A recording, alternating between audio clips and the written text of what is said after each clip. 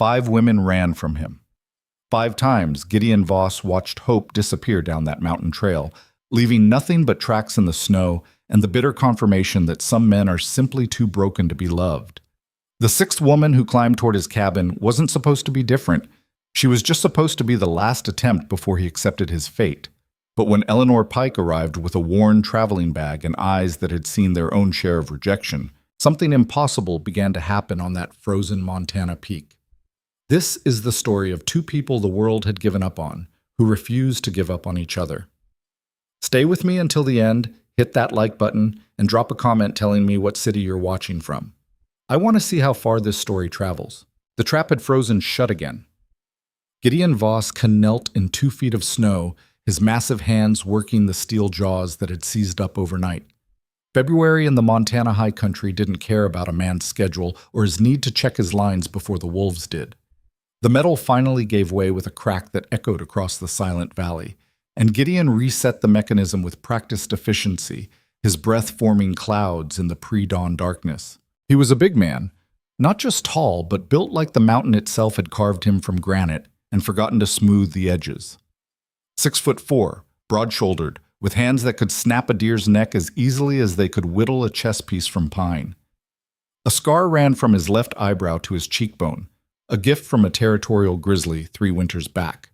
His beard, more gray than brown now despite his 41 years, couldn't quite hide the other scars, the smaller ones that came from a lifetime of surviving places that killed softer men. The sun was starting to break over the eastern ridge when Gideon finished his line. 11 traps, 4 with beaver, 2 with marten. Good haul. He loaded the frozen carcasses onto his packboard, the weight settling familiar across his shoulders, and began the 2-mile trek back to the cabin. His cabin. His kingdom of solitude. His prison. It sat in a clearing he'd carved from the wilderness 7 years ago, after he'd finally saved enough from his trapping to stop living like a nomad. Solid log construction, chinked against the wind, with a stone chimney that drew smoke clean, and a roof that had survived every storm the mountain threw at it. 20 feet by 16, with a sleeping loft and a root cellar he'd dug by hand through frozen ground. It was good work, honest work. It was also the loneliest place Gideon had ever known. He pushed through this door, never locked, because who the hell was going to rob a trapper's cabin 8 miles from the nearest settlement, and dropped his pack by the skinning bench. The interior was exactly as he'd left it 12 hours ago. Clean, organized, and completely devoid of anything that suggested a human being lived there rather than just survived there. The stove in the corner held the remnants of last night's fire. Gideon fed it kindling and birch bark, coaxing it back to life, then filled his coffee pot with snow melted in the reservoir. While the water heated, he skinned out the beaver with quick, precise cuts.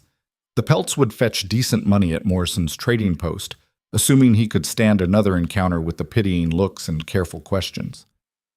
Any word from that last lady, Gideon? She make it up the mountain, all right. Shame about the other one. Real shame. Gideon drained his coffee, black, strong enough to strip paint, and stared at the empty chair across from his rough-hewn table. He'd built 2 chairs, bought 2 tin cups, made space in the loft for someone else's things. 5 times he'd made that space. 5 times it had gone unused. The first woman had been Martha Hendricks, a widow from Ohio with 2 young children. Gideon had spent 3 months writing careful letters, describing his land, his prospects, his desire for a family. She'd written back with increasing warmth, and when she'd finally agreed to come west, he'd felt something he hadn't experienced since childhood: hope. He'd cleaned the cabin until his hands bled, built a second room for the children, carved toys from cedar. Martha had taken one look at him standing on the platform at Granite Falls Station, and her face had gone pale. She'd stayed 2 days in town before taking the next stage back east. She never even made it to the mountain. The second woman, Caroline, had at least attempted the journey. She'd made it as far as Morrison's trading post before the reality of the isolation hit her. "I can't," she'd told him, tears streaming down her face. "I thought I could, but I can't. There's nothing here. Nothing but trees and silence and—" She hadn't finished. Hadn't needed to. The "and you" had hung in the air between them, unspoken but understood. Ruth came next. She'd lasted 4 days in the cabin before the mountain broke her. Not fear of Gideon, she'd been kind about that at least. But the wilderness itself had crushed her spirit. The walls of trees, the absolute darkness when the sun set, the sounds of animals she couldn't identify. On the fourth night, she'd woken screaming from a nightmare about being buried alive, and by morning she was packed and gone. Sarah had been different, practical, sturdy, with a farmer's daughter's understanding of hard work and isolation. Gideon had actually believed it might work. They'd spent 3 weeks together, falling into an easy routine of chores and meals and evening conversations. Then a late spring storm had buried the mountain under 4 feet of snow, cutting them off completely for 6 days. When the trail finally cleared, Sarah left without a word of explanation. Just a note on the table. "I'm sorry. I tried." The fifth woman had never arrived at all. Elizabeth Morris had written the most beautiful letters Gideon had ever received. Thoughtful, funny, full of observations about birds and weather and the book she was reading. He'd read those letters so many times the creases had started to tear. When she'd written to say she was coming, he'd believed, truly believed, that this time would be different. He'd ridden down to meet her stage, wearing his cleanest clothes, his beard trimmed, his hair as tame as he could make it. He'd even practiced what to say, whispering greetings to himself like a damn fool as he waited at the station. Elizabeth had stepped off the stage, looked directly at him, and frozen. Gideon had seen the recognition in her eyes. She knew who he was, had been expecting him. But what followed wasn't recognition. It was something worse, something that looked like horror poorly disguised as disappointment. She'd approached slowly, like someone walking toward a dangerous animal. "Mr. Voss?" "Miss Morris." He'd removed his hat, tried to smile. "It's good to finally meet you." She'd nodded, but her hands were trembling. I'm not feeling well. The journey was difficult. I think I need to rest in town for a few days before... Of course. He'd heard the lie, but couldn't bring himself to challenge it. "I'll be at Morrison's post when you're ready. Take your time." He'd waited 4 days. On the 5th, the station master handed him a letter. Elizabeth had taken the next stage east. She apologized for wasting his time. She hoped he'd understand. She wished him well. Gideon had ridden back up the mountain in silence, the letter crumpled in his coat pocket, and he'd made himself a promise. No more. That had been 8 months ago. 8 months of silence broken only by wind, wildlife, and his own voice when he forgot and spoke aloud out of habit. 8 months of eating meals he couldn't taste, sleeping in a bed that felt too big, working until exhaustion was the only thing that could quiet his mind. The world had made its judgment clear. Gideon Voss was too much. Too big, too rough, too scarred, too isolated, too everything that decent women avoided. He could provide safety and comfort and unwavering loyalty, but none of that mattered when the sight of him made women's hands shake with barely concealed fear. He finished skinning the morning's catch and stretched the pelts on frames to dry. The morning sun was climbing toward noon, which meant he had fence repairs to finish before the next snow. The north pasture needed reinforcing. He'd lost 2 sections to a fallen tree last week, and the shed roof was developing a leak that would turn into a disaster if he didn't patch it soon. Work. Always more work. That's what his life had become. An endless series of tasks performed in solitude, punctuated by trips to town where people were kind but distant, sympathetic but relieved to see him leave. Gideon pulled on his heavy coat and headed for the door. His hand was on the latch when he heard it. The distant sound of approaching horses. He froze, listening. 2 animals, maybe 3, moving at a walk up the trail from town. Nobody came up here without reason, and there were damn few good reasons to visit Gideon Voss. He stepped onto the porch, hand instinctively moving to the rifle he kept by the door. The riders emerged from the tree line a minute later, Jack Morrison from the trading post on his gray mare, accompanied by young Tommy Chen, the half-Chinese kid who worked deliveries. They were leading a pack mule loaded with supplies. "Gideon!" Morrison called out, raising a hand in greeting. He was a thick man in his 50s, with a trader's friendly face and sharp eyes that missed nothing. "Got a delivery for you." Gideon descended the porch steps, confused. "Didn't order anything." "Well, someone did." Morrison swung down from his saddle with a grunt. Tommy stayed mounted, looking uncomfortable. The kid had always been nervous around Gideon, though he tried to hide it. Morrison reached into his saddlebag and pulled out a package wrapped in brown paper, tied with string. "This came on yesterday's stage. Addressed to you, care of my post." Gideon took the package slowly. It was light, felt like paper. "Who's it from?" Return address says Kansas. Woman's handwriting, looks like. Morrison's face was carefully neutral, but Gideon could read the pity there. Everyone in town knew about the 5 women, about the lonely mountain man who couldn't keep a wife. Could have held it at the post, Gideon said quietly. Could have, but the note that came with it said it was urgent. Figured I'd save you the trip down. Morrison glanced at the cabin, then back at Gideon. You doing all right up here? Haven't seen you in town for near 2 months. Been busy. Trapping's been good. That's good. That's real good. Morrison shifted his weight, clearly wanting to say more but not sure how.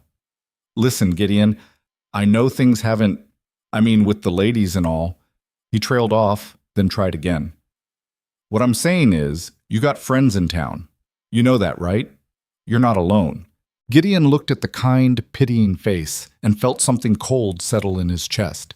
This was his future. Well-meaning people treating him like a wounded animal. Careful kindness masking the relief they felt that they weren't him. I know, he said. Thanks for bringing this up. Morrison nodded, clearly relieved to escape the awkward conversation. Right, well, we'll let you get on with your day. He mounted up, Tommy already turning his horse. You need anything, you know where to find me. They disappeared back down the trail, leaving Gideon standing in the snow with the mysterious package. He stared at it for a long moment, then carried it inside and set it on the table. A package from Kansas. A woman's handwriting. He should burn it. Whatever fresh disappointment waited inside that brown paper, he didn't need it. He'd made peace with his solitude, accepted it. This cabin would be his world until the day he died. And that was fine. It was enough. It had to be enough. Gideon made himself walk away. He forced himself through the afternoon's chores, repaired the fence, patched the shed roof, split enough wood to last through the next storm. The package sat on the table the entire time, visible through the cabin window whenever he passed. Waiting. Darkness came early this time of year. By 4 o'clock, the sun was setting in a blaze of orange and purple that turned the snow-covered peaks into something from a painting. Gideon had seen that sunset 1,000 times, but tonight it looked different somehow. More vivid. Or maybe he was just tired. He made dinner, venison stew with the last of his potatoes and carrots from the root cellar, and sat down at the table. The package sat across from him, exactly where a person would sit if there were anyone else here. Gideon ate slowly, then slower, until finally he pushed his bowl aside and picked up the package with hands that weren't quite steady. The return address read E. Pike, Lawrence, Kansas. E. Pike. He didn't know anyone in Kansas, hadn't written to anyone there. Whatever this was, it wasn't a response to any letter he'd sent. He cut the string with his knife and unwrapped the paper carefully. Inside was a letter, several pages long, written in neat but unfancy handwriting. The paper was good quality but not expensive. Practical. He unfolded the first page and began to read. Dear Mr. Voss, you don't know me, and I apologize for the presumption of writing to you without introduction or invitation. My name is Eleanor Pike. I am 38 years old, unmarried, and currently living in Lawrence, Kansas, where I work as a seamstress and sometimes help my brother with his small dry goods store. I heard about you from my cousin, who heard about you from a woman named Elizabeth Morris. I understand Miss Morris was supposed to marry you but changed her mind. I also understand this wasn't the first time such a thing has happened to you. Gideon stopped reading. His hands had tightened on the paper, crumpling the edges. So this was it. Another curious stranger wanting to hear about the mountain hermit who couldn't find a wife. Another person drawn to his humiliation like spectators to an accident. He almost threw the letter in the fire. Almost. But something made him keep reading. I'm not writing to pity you or to satisfy my own curiosity about your situation. I'm writing because Miss Morris described you as too frightening and impossibly isolated, and I thought to myself that I've heard those exact words before, except they were being said about me. I am not a beautiful woman. I'm not graceful or charming or any of the things men typically want. I'm tall, 5'9", and built strong from years of physical work. I have a loud voice and opinions I don't apologize for.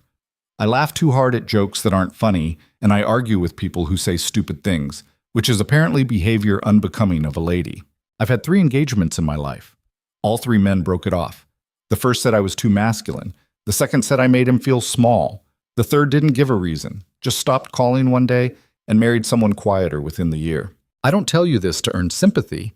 I'm telling you because I think we might understand each other in a way that most people couldn't. The world has decided we don't fit, Mr. Voss. We're too much of something or not enough of something else, and that's supposed to be the end of our story. But I'm wondering if maybe it doesn't have to be. Gideon read the last line 3 times. His heart was doing something strange in his chest, beating too hard, too fast. He forced himself to continue. I'm not proposing marriage. I'm not proposing anything, really, except honesty. If you're willing, I'd like to write to you. Real letters, not the kind where we pretend to be softer or smaller or easier than we actually are.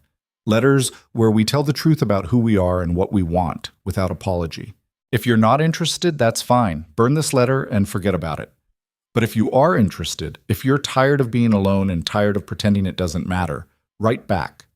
Tell me about your mountain. Tell me what happened with those 5 women. Tell me the truth. I'll do the same. Respectfully, Eleanor Pike. P.S. I enclosed a photograph. It's not a good one. I don't photograph well. But I figured you should know what you'd be corresponding with. Fair warning, I look exactly as unmarriageable as advertised. Gideon set down the letter with hands that had started shaking. There was indeed a photograph, a small carte de visite that had slipped from between the pages. He picked it up carefully. The woman staring back at him was exactly what she'd described. Not beautiful in any conventional sense. She was broad-shouldered and square-jawed, with dark hair pulled back in a severe bun. Her eyes were direct, meeting the camera without any attempt at the soft, demure expression women were supposed to affect. She wore a plain, dark dress that looked handmade, sturdy rather than fashionable. She looked capable, real, like someone who'd never pretended to be anything other than exactly what she was. Gideon studied the photograph for a long time, then read the letter again. And again, looking for the trap, the joke, the hidden cruelty. But there was none. Just blunt honesty delivered without decoration. We're too much of something, or not enough of something else. He knew that feeling, had lived with it his entire life. Too big, too rough, too quiet, too intense. Never quite fitting anywhere, always aware that his presence made people uncomfortable in ways they couldn't quite articulate. The 5 women who'd left him hadn't been wrong to leave. He understood that. This life, this mountain, this isolation, this version of existence wasn't for everyone. Most people needed civilization, community, the comfort of knowing their neighbors and seeing familiar faces. There was nothing wrong with that, but there was also nothing wrong with him. That thought hit Gideon like a physical blow. For the first time in 8 months, maybe in his entire life, he considered the possibility that he wasn't broken. That maybe, just maybe, he'd simply been trying to fit into a space that was never meant to hold him. He looked at Eleanor Pike's photograph again, at her direct gaze and unapologetic expression, at the strength in her shoulders and the defiance in the set of her jaw. If you're tired of being alone and tired of pretending it doesn't matter, write back. Gideon stood abruptly, the chair scraping against the floor. He crossed to the small writing desk in the corner, another piece of furniture that saw little use, and pulled out paper and ink. His hand hovered over the blank page for several long moments. Then he began to write. Dear Miss Pike, your letter arrived today. I read it 4 times. I'm still not entirely sure what to make of it, but I'm writing back, which I suppose tells you something. You asked for honesty, so here it is. You're right. 5 women left me. 3 before they even got to the mountain, 2 after seeing what life here actually means. I don't blame any of them. This place isn't easy, and I'm not easy, and combining those 2 facts makes for a situation most people would run from. I'm big enough to scare children when I come to town. I have scars from fights with animals and weather and the mountain itself. I go weeks without talking to another human being, and when I do talk, I've forgotten how to make the kind of small conversation people expect. I'm blunt when I should be gentle and silent when I should speak up, and apparently that's enough to make me unmarriageable. I've made peace with that. Or I thought I had, until your letter arrived and made me reconsider whether peace and resignation are the same thing. Gideon paused, reading what he'd written. It felt raw, exposed in a way that made him uncomfortable. But Eleanor had asked for truth, and if he couldn't offer that, what was the point? He kept writing. You asked what happened with the 5 women. The short version is they couldn't handle the isolation. The longer version is more complicated. The first woman never made it past the train station, took one look at me and decided I wasn't what she'd imagined. The second made it to town, but not the mountain. The third lasted 4 days before the silence broke her. The fourth seemed fine until a storm trapped us for almost a week, and something about that pushed her past her limits. The fifth changed her mind before even meeting me. What they all had in common was this. They looked at my life and saw a prison. They looked at me and saw someone who'd chosen this prison, which made me either crazy or dangerous or both. But here's the thing, Miss Pike. I didn't choose this life because I hate people or because I'm hiding from the world. I chose it because up here, I finally fit. The mountain doesn't care that I'm too big or too quiet or too rough. The wilderness doesn't judge me for not knowing how to make polite conversation. Up here, I can be exactly what I am, without apology. That's what those 5 women couldn't understand. They thought I was isolated. I think I was finally free. He stopped again, surprised by his own words. He'd never articulated that before, not even to himself. But it was true. For all its loneliness, the mountain had given him something civilization never could. Permission to exist without constantly shrinking himself to fit other people's comfort. You said you're tall and strong and loud and opinionated, and you describe those things like they're flaws. They're not. Or they shouldn't be. But I understand why you think they are. The world doesn't like women who take up space any more than it likes men who take up too much of it. So, yes, I'll write to you. Real letters, honest ones, without pretending to be something I'm not. You should know what you're getting into, though. I'm not looking for a pen pal or a distant friend. If we're going to do this, I need to know it might lead somewhere. I can't spend another year writing careful letters to someone who will eventually decide I'm too much to handle. If that's too direct, I apologize. But you asked for honesty, and that's the most honest thing I can tell you. I'm tired of being alone. I'm tired of pretending it doesn't matter. And I'm tired of changing myself to fit a world that will never accept me anyway. If you're still interested after reading this, write back. Tell me about Kansas. Tell me about the 3 men who were stupid enough to let you go. Tell me the truth. Gideon Voss. P.S. I don't have a photograph to send you. I don't own a camera, and I avoid photographers when I'm in town. But if you're picturing someone large, scarred, and rough around every edge, you're probably close enough. He read the letter through twice, then sealed it before he could talk himself out of sending it. The next morning, he made the 8-mile ride down to Morrison's post and handed over the letter without explanation. Morrison looked at the Kansas address and raised his eyebrows but didn't comment. This going out on today's stage? Yeah. All right then.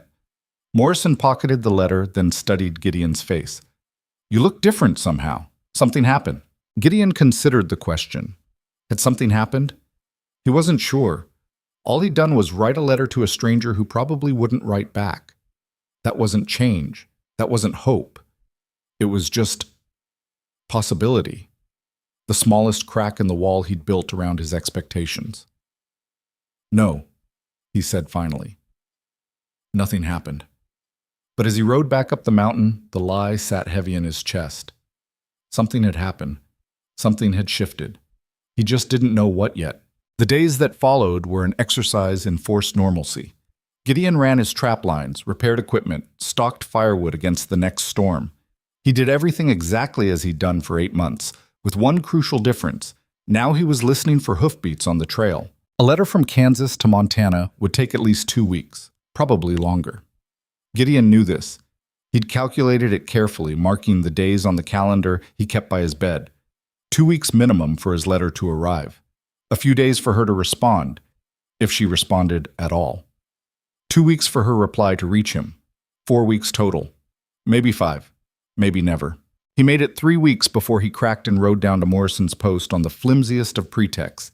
He needed salt, he told himself, and coffee, though both were lies.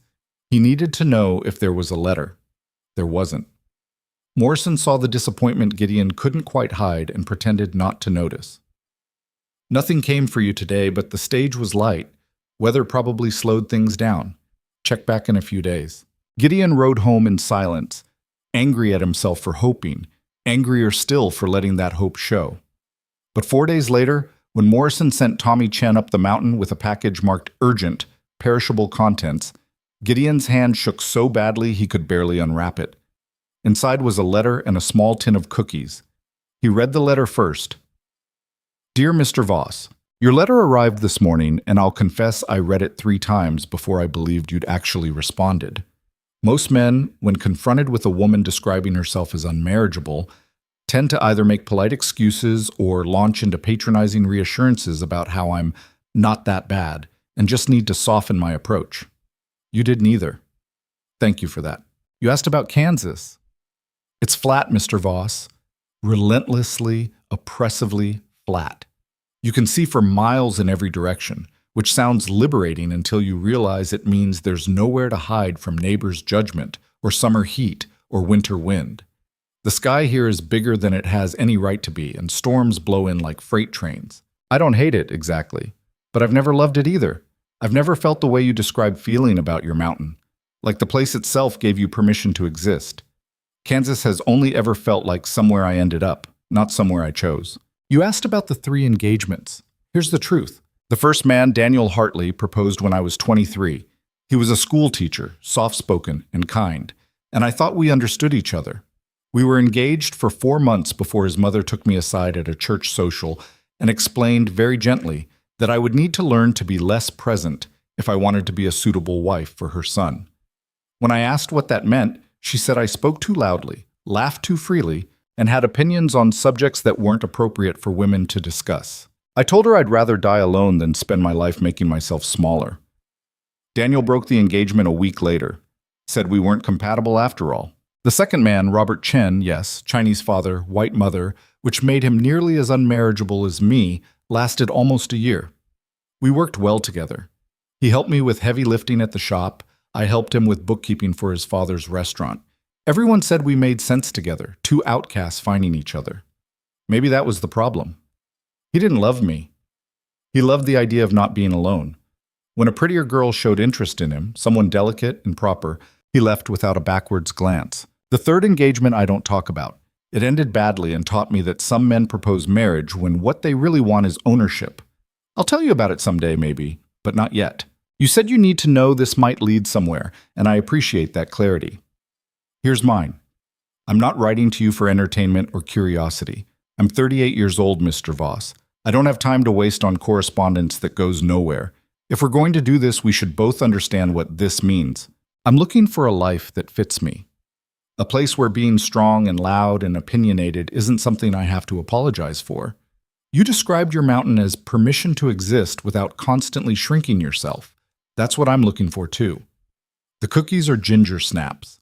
I don't know if you like sweets, but baking helps me think. And I had a lot to think about after reading your letter. If they survived the journey without turning to crumbs, consider it a small miracle. Write back. Tell me about a typical day on your mountain. I want to know what life there actually looks like, not some romanticized version. Eleanor Gideon set down the letter and looked at the tin of cookies. They had survived mostly intact, only a few broken pieces rattling at the bottom. He ate one, standing in his kitchen, the spicy sweet flavor so unexpected after months of his own plain cooking that he had to sit down. They were perfect. Not fancy or delicate, just solid and good and exactly what they were supposed to be. He wrote back that night. Over the next 3 months, letters traveled between Montana and Kansas with increasing frequency. Gideon found himself writing down to Morrison's post twice a week, then 3 times, checking for Eleanor's responses. Morrison stopped commenting on it, though Gideon caught him smiling once when he handed over a particularly thick envelope. Eleanor wrote about her life in Lawrence with unflinching honesty. Her brother's store was struggling. Her seamstress work was steady but monotonous. She had 2 friends in town, both women who'd also been passed over by marriage for various reasons. One was too smart, the other too old. They met Tuesday evenings to play cards and complain about men. Gideon wrote about the mountain with equal honesty. He told her about the grizzly that had given him his face scar, about the week he'd spent snowbound with a broken leg and thought he might die, about the strange beauty of dawn at 10,000 feet when the world below was still dark. He told her about the loneliness that sometimes hit so hard he'd talk to his horse just to hear a voice respond. Their letters grew longer, more detailed. Eleanor asked questions about trapping techniques, and he answered with careful diagrams. He asked about her sewing, and she sent him a handkerchief she'd embroidered with a pine tree, slightly crooked but unmistakably made with care. Spring arrived on the mountain in fits and starts, snow melting into mud that froze again each night. Gideon's trap lines became less productive as animals emerged from winter dens, and he turned his attention to planting a larger garden than he'd bothered with in years. He found himself thinking about what Eleanor might like to grow, what she might need if she were here. If. That word hung over everything now. In early May, Eleanor's letter arrived with a different tone. Gideon knew something had changed before he even opened it. The paper was heavier, the envelope thicker. Dear Gideon, I'm going to ask you a question, and I need you to think carefully before answering. Don't respond immediately. Take time. Consider what you're saying. Would you be willing to marry me? Not now, not immediately, but eventually. After we've met. After we've spent enough time together to be certain this isn't a mistake. I'm asking if you'd be open to the possibility. Here's why I'm asking. My brother is selling the store. His wife is sick, and they're moving to Colorado for her health. Without the store work, I'll need to find new employment, and the prospects in Lawrence aren't good. I could move to another city, find another seamstress position, continue exactly as I have been. But I'm tired, Gideon. I'm tired of fighting for scraps in a world that doesn't want me. Your mountain sounds like permission to exist. I want that. I want a place where being strong is an asset instead of a flaw. Where silence is comfortable instead of awkward. Where I don't have to shrink myself to fit someone else's idea of what a woman should be. But I won't come to Montana as some desperate woman with nowhere else to go. I won't be the sixth woman who runs when reality doesn't match expectation. If I come, it's because we both believe this could work. Because we've been honest enough with each other to know what we're getting into. So here's my proposal. I'll come to Montana in July. I'll stay through the summer and into fall. We'll see if we can actually stand each other in person, if the life you've described is one I can build with you. If it works, we get married before winter. If it doesn't, I leave with no hard feelings and you never have to think about me again. 3 months. That's what I'm asking for. 3 months to find out if two people the world rejected can build something worth keeping. What do you say? Eleanor Gideon read the letter 5 times, then walked outside into the cool evening air. The sun was setting behind the western peaks, painting the snow-covered summits in shades of orange and gold. Somewhere in the valley below, a hawk called. The wind moved through the pines with a sound like distant water. This was his place, his mountain, his solitude. And Eleanor Pike was asking if there might be room for her in it. The smart answer was no.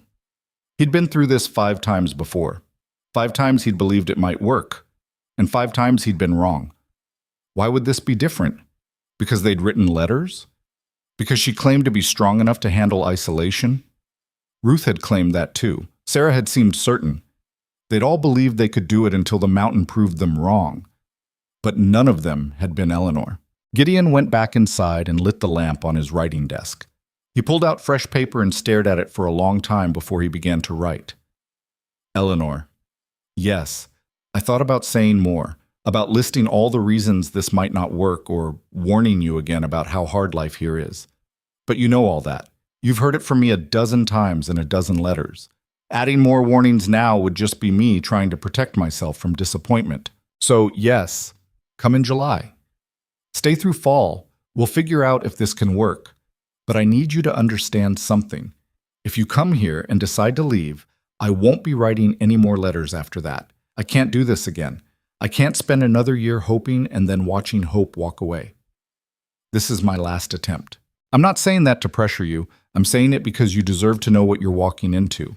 This isn't a trial run with an easy exit. This is me offering you everything I have and asking you to decide if it's enough. Come in July. I'll meet you at Morrison's Post. We'll take it from there. Gideon. He sent the letter before he could reconsider. Then he spent the next 6 weeks in a state of controlled panic, preparing the cabin for Eleanor's arrival with the same intensity he'd brought to preparing for the 5 women before her. He built a privacy screen for the bedroom area, constructed a proper washstand with a mirror, repaired every squeaky floorboard and loose door hinge, whitewashed the interior walls and sewed curtains from fabric he bought in town, his thick fingers struggling with the delicate work. Morrison noticed the purchases and the unusual number of trips down the mountain, but said nothing until Gideon bought a set of good china dishes to replace his battered tin plates. She's really coming then? Morrison asked, wrapping the dishes carefully. July 15th. You nervous? Gideon looked at the trader for a long moment. Terrified. Morrison nodded like this was the most reasonable thing in the world. Well, hope it works out this time. Really do. June passed in a blur of preparation and second-guessing. Gideon cleaned things that were already clean, fixed things that weren't broken, and lay awake at night trying to imagine what it would be like to have another person in his space after so many months alone. He'd forgotten how to share space with someone, how to moderate his movements in a small cabin so he didn't overwhelm it with his size, how to make conversation that wasn't just functional communication about tasks and weather. What if Eleanor took one look at him and realized the man in her imagination was nothing like the reality? What if the mountain that sounded romantic in letters felt like a prison in person? What if the silence he loved drove her slowly mad? What if this was another mistake in a long line of mistakes? July arrived with unusual heat, the snow line retreating up the mountain and wildflowers exploding across the meadows. On the morning of the 15th, Gideon rode down to Morrison's post 3 hours early, too anxious to wait any longer. The stage was due at noon. By 11:30, a small crowd had gathered. Morrison, Tommy Chen, a few trappers who'd come down from the high country to trade furs, and Mrs. Abernathy, who ran the boarding house and never missed the stage's arrival. They all knew why Gideon was there. They'd all seen him wait before.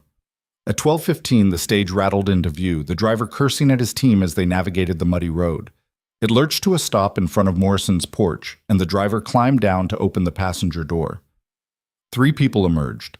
A salesman Gideon vaguely recognized, an elderly couple heading to see family in the mountains, and a tall woman in a practical traveling dress carrying a worn leather bag. Eleanor Pike looked exactly like her photograph, and nothing like it at all. The image had captured her features but missed everything else. The way she moved with complete confidence despite the attention of every person in the small crowd. The directness of her gaze as she scanned faces looking for his. The set of her shoulders that suggested she was ready for whatever came next. Her eyes found Gideon and stopped. For a moment, neither of them moved. Then Eleanor crossed the distance between them in 4 long strides and stuck out her hand like she was meeting a business partner. "Mr. Voss?" "Miss Pike." Gideon took her hand carefully, aware of every eye watching them. Her grip was firm, her palm calloused from work. She was exactly as tall as she'd claimed, which put the top of her head level with his shoulder. "How was your journey?" "Long, hot. The last leg from Kansas City had a wheel that squeaked for 200 miles. Eleanor released his hand and turned to survey the settlement, a handful of buildings clustered around Morrison's trading post, with mountains rising in every direction. "This is the town?" "This is it. My cabin's 8 miles up the mountain." 8 miles. Eleanor looked at the trail that disappeared into the pine forest, then back at Gideon. "On horseback?" "Unless you'd prefer to walk." Something that might have been amusement crossed her face. "I'd prefer not to collapse from exhaustion on my first day." "Horseback is fine." Morrison approached, clearly trying not to stare. "Miss Pike?" "Jack Morrison. I run the trading post. If you need anything during your stay, you just let me know." "Thank you, Mr. Morrison." Eleanor's smile was polite but distant. She wasn't here to make friends with the locals. She was here for Gideon. The realization sent something warm through his chest. "I've got a horse ready," Gideon said, "and a pack mule for your things. If you're ready to head up now, we can make it before dark." "I'm ready." Eleanor picked up her bag, but Gideon took it from her before she could protest. "I've got it." "I can carry my own." "I know you can. I'm carrying it anyway."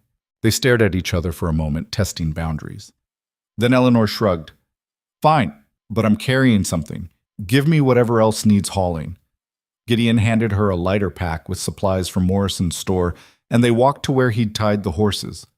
The crowd watched them go, and Gideon heard Mrs. Abernathy whisper something to Morrison that he couldn't quite make out. He helped Eleanor mount. She swung up with easy competence, clearly comfortable around horses, and they set off up the trail without ceremony.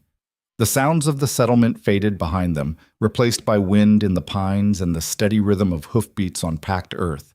They rode in silence for the first mile. Gideon kept stealing glances at Eleanor, trying to reconcile the woman from the letters with the physical reality beside him. She sat her horse well, back straight, eyes taking in everything around them with keen interest. "You're staring," Eleanor said without looking at him. "Sorry. Don't apologize. I'm staring too." I'm just better at hiding it. She turned to face him directly. You're bigger than I expected. The photograph didn't capture the scale. Does that bother you? Should it? It has before. Eleanor considered this, her eyes traveling over his frame with clinical assessment. I don't scare easily, and I grew up with 4 brothers, all of them over 6 feet. Size doesn't intimidate me. She paused. The scar is new information, though. Your letters mentioned a grizzly, but didn't mention it rearranged your face. Gideon's hand moved unconsciously to the scar running down his cheek. If that's a problem... Did I say it was a problem? Eleanor's voice was sharp. I said it was new information. There's a difference. Stop waiting for me to run, Gideon. If I was going to run, I wouldn't have gotten on the damn train in the first place. The trail narrowed as they climbed, forcing them to ride single file. Gideon led the way, hyper-aware of Eleanor behind him, trying to see the familiar path through her eyes. The forest here was thick, old-growth pine that blocked out most of the sunlight. In another mile, it would open up to views of the valley below, but for now, they were enclosed in green shadow. Tell me about the cabin, Eleanor said from behind him.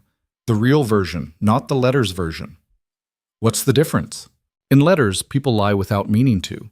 They emphasize the good parts and downplay the hard parts. I want to know what I'm walking into. Gideon thought about this as they navigated a steep section of trail. It's one room, 20 by 16, with a sleeping loft. There's a root cellar for storage and a small shed for equipment. I built it all myself 7 years ago, so the craftsmanship is good but not fancy. It's tight against the weather, warm in winter, cool in summer. There's a creek about 50 yards away for water. Furniture? Table, 2 chairs, my bed in the loft, a wood stove for cooking and heat, shelves for supplies, a bench for cleaning game. I built a washstand this spring. Neighbors? None. Closest cabin is 12 miles east, and those folks only come up in summer. In winter, we'd be completely alone. Eleanor was quiet for a moment. And the 5 women who left? What exactly broke them? Gideon had known this question was coming, but still didn't have a good answer. Different things for different women. Martha never made it past town, so I don't know what would have broken her. Caroline lasted 2 days and said it was the trees. Too many of them, too close, made her feel trapped. Ruth made it 4 days before she started having nightmares about being buried alive. Sarah seemed fine until a storm trapped us inside for almost a week, and something about that proximity without escape terrified her. And the 5th woman? Never met me. Took one look from a distance and changed her mind. Her loss. The casual certainty in Eleanor's voice made Gideon turn in his saddle. She met his eyes without flinching. I mean it, she said. Any woman who judges a man based on appearance before ever speaking to him isn't worth your time. You're better off without her. You haven't spent a week trapped in close quarters with me yet. No, but I've spent my entire life trapped in close quarters with myself, which is arguably worse. Eleanor's smile was wry. I know what isolation does to a person, Gideon. I've lived in the middle of a town and felt more alone than you probably do up here. At least your solitude is honest. The trail opened up suddenly, emerging from the forest onto a rocky outcrop that overlooked the entire valley. The settlement was a tiny cluster of buildings far below, smoke rising from chimneys in thin columns. Beyond that, the valley spread out in shades of green and gold, bounded by mountain ranges that stretched to the horizon. Eleanor pulled her horse to a stop beside Gideon's and stared at the view without speaking. A full minute passed in silence. Well? Gideon finally asked. It's not flat. No. And it's not Kansas. Definitely not Kansas. Eleanor took a deep breath, and something in her posture shifted, some tension Gideon hadn't even noticed releasing. Good, because I hated Kansas. They continued up the trail, and Gideon found himself relaxing for the first time since Eleanor had stepped off that stage. She hadn't run, hadn't shown fear or disappointment or any of the reactions he'd learned to expect. She'd just accepted it, accepted him. Maybe that would change when they reached the cabin. Maybe the reality of the small space and the isolation would hit her the way it had hit the others. But for now, for this moment, it felt like maybe this time could be different. The cabin came into view around a bend in the trail, solid log walls, stone chimney, the small porch Gideon had rebuilt last month. Smoke rose from the chimney where he'd left the fire banked, and the afternoon sun hit the windows at an angle that made them glow like amber.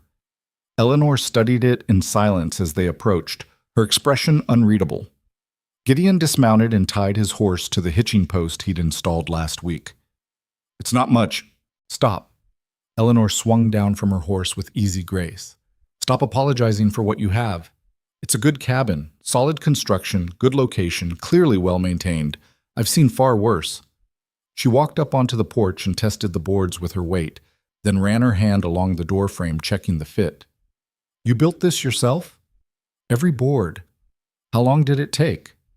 6 months. Would have been faster, but I was working alone and winter came early that year. Eleanor pushed open the door. Gideon had left it unlocked and stepped inside. Gideon followed, suddenly seeing the space through her eyes and finding it wanting. The cabin was clean and organized, but it was also stark, functional, a place for survival, not living.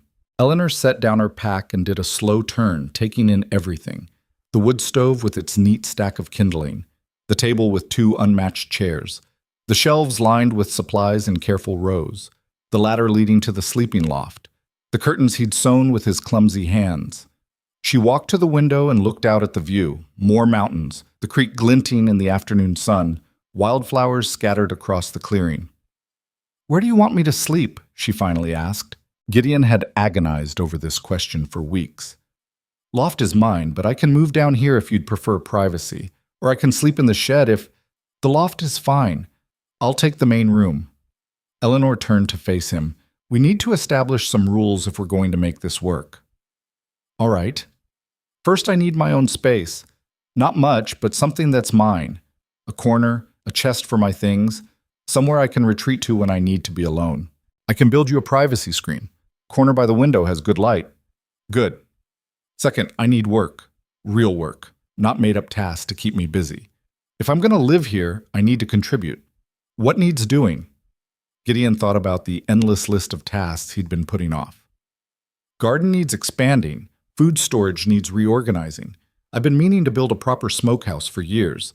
The shed roof leaks in heavy rain. There's That's enough for a start. I'll make my own list as I see what else needs attention."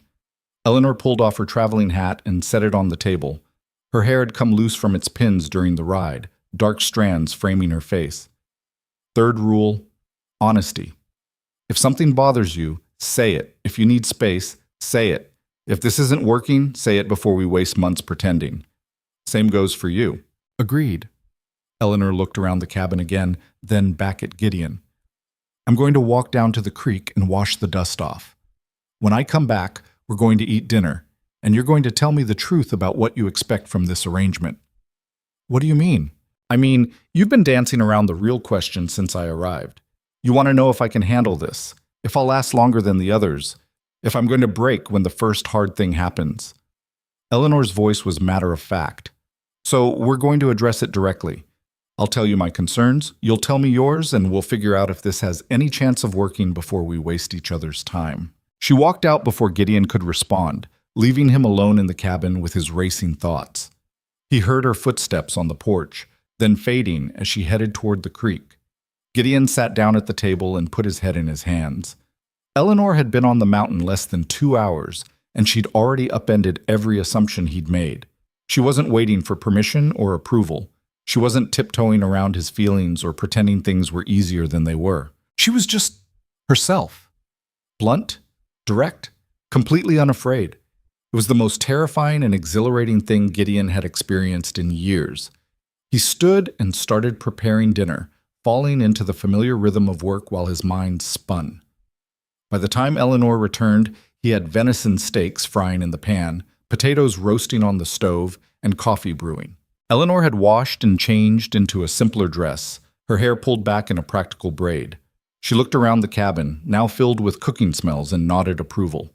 "You can cook." "I can survive. There's a difference." "We'll see." Eleanor sat at the table without being invited and watched him work. "What do you normally do in the evenings?" "Depends on the season.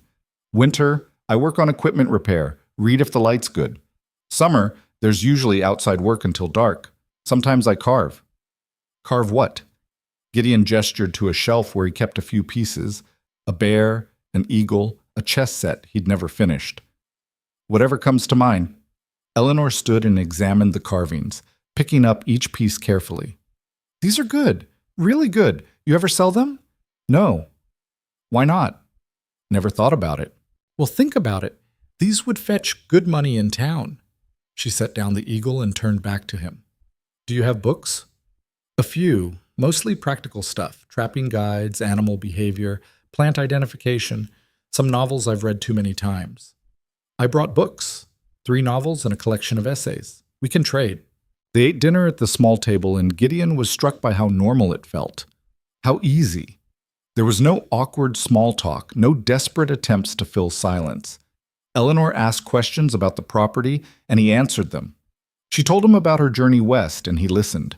They cleared plates together without discussion, moving around each other in the small space with surprising ease. When everything was cleaned and put away, Eleanor poured herself a cup of coffee and sat back down at the table. All right, she said. Truth time. What are you most afraid of about this arrangement? Gideon sat across from her, cradling his own coffee. That you'll pretend it's fine until you can't pretend anymore, and then you'll leave without warning like Sarah did. Fair, what else? That the isolation will break you the way it broke Ruth, that you'll start to hate this place and resent me for bringing you here. Eleanor nodded slowly. Anything else? Gideon hesitated, then forced himself to say it. That I'll start to care about you and you'll realize I'm exactly what those other women saw, too rough, too broken, too much to love. The words hung in the air between them. Eleanor took a long drink of coffee before responding. Here's what I'm afraid of, she said. I'm afraid you'll treat me like I'm fragile because I'm a woman, that you'll give me easy tasks and tell me not to worry about the hard things. I'm afraid you'll expect me to make this place softer or more civilized, when what you really need is someone who can help you survive it. She paused. And I'm afraid I'll fail at this the way I've failed at everything else, and you'll be kind about it, which will somehow be worse than if you were cruel. Gideon looked at her across the table. This tall, strong, unflinching woman who traveled across half a country to take a chance on a life that had already defeated 5 other people. I won't treat you like you're fragile, he said, and I don't want this place softer. I like it rough. Good. Eleanor's smile was quick and genuine. Then we might actually make this work. They talked until long after dark, the conversation flowing easier than Gideon had thought possible. Eleanor asked about his daily routine, and he walked her through it, checking traps, hunting, maintaining equipment, the seasonal rhythms that governed life on the mountain. She told him about her work in Lawrence, the peculiar personalities of her customers, the Tuesday card games with her unmarriageable friends. When Eleanor finally announced she was tired and climbed into the bed Gideon had prepared in the corner, he retreated to the loft and lay awake, listening to her breathing in the darkness below. For the first time in 8 months, the cabin didn't feel empty. He didn't let himself hope, not yet, but he let himself imagine what it might feel like if this actually worked. Morning arrived cold and clear. Gideon woke to the smell of coffee and came down from the loft to find Eleanor already dressed, standing at the stove with his coffee pot. You're up early, he said. Old habits. In Kansas, I was always the first one at the shop. She poured him a cup without asking. I looked at your garden. It's a disaster. Gideon took the coffee, unsure if he should be offended. It produces a fraction of what it could. The spacing is wrong, half the plants are competing for resources, and you've got vegetables planted that take too long to mature at this elevation. Eleanor handed him the cup. I'm redesigning it today. That's a full day's work. Good thing I'm here then. Eleanor pulled on the coat she'd brought, too light for Montana winters, but adequate for summer mornings. Show me where you keep your tools. They spent the day in the garden, Eleanor directing the work with the confidence of someone who'd been planning this since she arrived. She had Gideon tear out half of what he'd planted and rearrange the rest according to principles of companion planting and elevation gardening that he'd never considered. Potatoes here, where they'll get afternoon shade. Beans with the corn so they can climb the stalks. Root vegetables in the deeper soil by the creek. Eleanor worked beside him, her hands just as dirty as his, her strength evident in how she turned the heavy soil. You've been fighting this mountain instead of working with it. I've kept myself fed. Fed isn't the same as thriving. Eleanor straightened, wiping sweat from her forehead. "You asked me in your letters what I wanted. I want to thrive, Gideon, not just survive." They worked until the sun was high overhead, then took a break by the creek. Eleanor washed her hands in the cold water and sat on a flat rock surveying their progress. "This is good land," she said. "You could support a family here if you managed it better." "Never needed to support a family." "No, but you wanted to." Eleanor looked at him directly. "That's why you kept trying with those women. You weren't just lonely. You wanted to build something bigger than yourself." Gideon didn't answer, but he didn't need to. Eleanor had seen through him in a way no one else ever had. They finished the garden as the sun was setting, both of them exhausted and filthy. Eleanor looked at the reorganized plot with satisfaction. "Better. Not perfect, but better. We'll plant the rest tomorrow."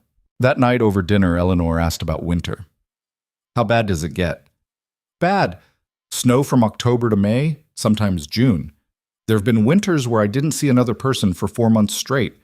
The trail down becomes impassable. If something goes wrong, you handle it yourself or you die." "How much food do you store?" "Enough for 6 months, usually. I hunt through winter when I can, trap for pelts to sell in spring." Eleanor was quiet for a moment. "If I stay through winter, we'll need to store for 2 people. If you stay?" "When?" Eleanor's correction was firm. "I didn't come here for 3 months, Gideon. I came here to find out if this could be permanent. So stop hedging and start planning like I'm staying." Something in Gideon's chest loosened at those words. "All right, when you stay." The days fell into a rhythm that surprised both of them with its ease. Eleanor rose early and attacked the cabin's inefficiencies with systematic determination. She reorganized the storage so supplies were easier to access, relocated the woodpile to a spot that was more convenient but still dry, started cataloging what they'd need for winter and making lists of improvements. Gideon found himself enjoying the company more than he'd expected. Eleanor wasn't quiet, but she wasn't demanding of attention either. She could work in companionable silence for hours, then suddenly ask a question that led to long conversations. She had opinions on everything: politics, literature, the best way to cure venison, and she wasn't shy about sharing them. "You're doing that wrong," she'd say, watching him prepare animal hides. "I've been doing it this way for 20 years. Doesn't mean it's right. Here, let me show you." And damn if her way wasn't actually better. 2 weeks after her arrival, Eleanor announced she was rebuilding the shed. "It's fine," Gideon started. "It's a disaster. The roof leaks, the floor is rotting, and you've got equipment worth good money sitting in there rusting because you can't be bothered to maintain it properly." Eleanor was already hauling boards from his lumber stack. "We're fixing it." They spent 3 days on the shed, working side by side in the July heat. Eleanor proved to be a capable carpenter, her measurements precise, her hammer swings efficient. She didn't ask for help with heavy lifting, but didn't refuse it when Gideon offered. On the evening of the 3rd day, they stood back and surveyed their work. The shed had a new roof, reinforced walls, and a raised floor that would keep equipment dry. "Better," Eleanor said. "You say that a lot. Because a lot of things here need to be better." But she was smiling when she said it. They were walking back to the cabin when Eleanor suddenly stopped, her hand shooting out to grip Gideon's arm. "What is that?" Gideon followed her gaze to where a massive brown shape was moving through the trees at the edge of the clearing. His hand moved to the rifle he'd started carrying whenever they worked outside. Grizzly, probably a young male, judging by the size. The bear emerged fully into view, easily 7 feet tall and 500 pounds of muscle.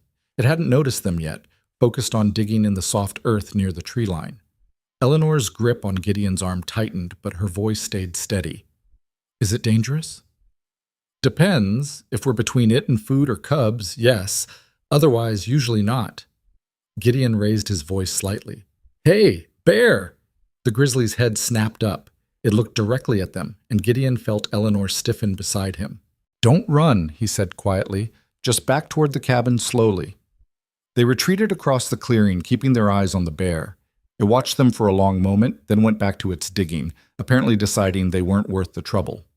Once they were safely inside the cabin with the door barred, Eleanor sat down at the table. "That happens often?" "Once or twice a month in summer. They usually avoid people, but you can't predict them." Eleanor nodded slowly, processing this. Ruth would have been terrified. Sarah would have insisted they leave immediately.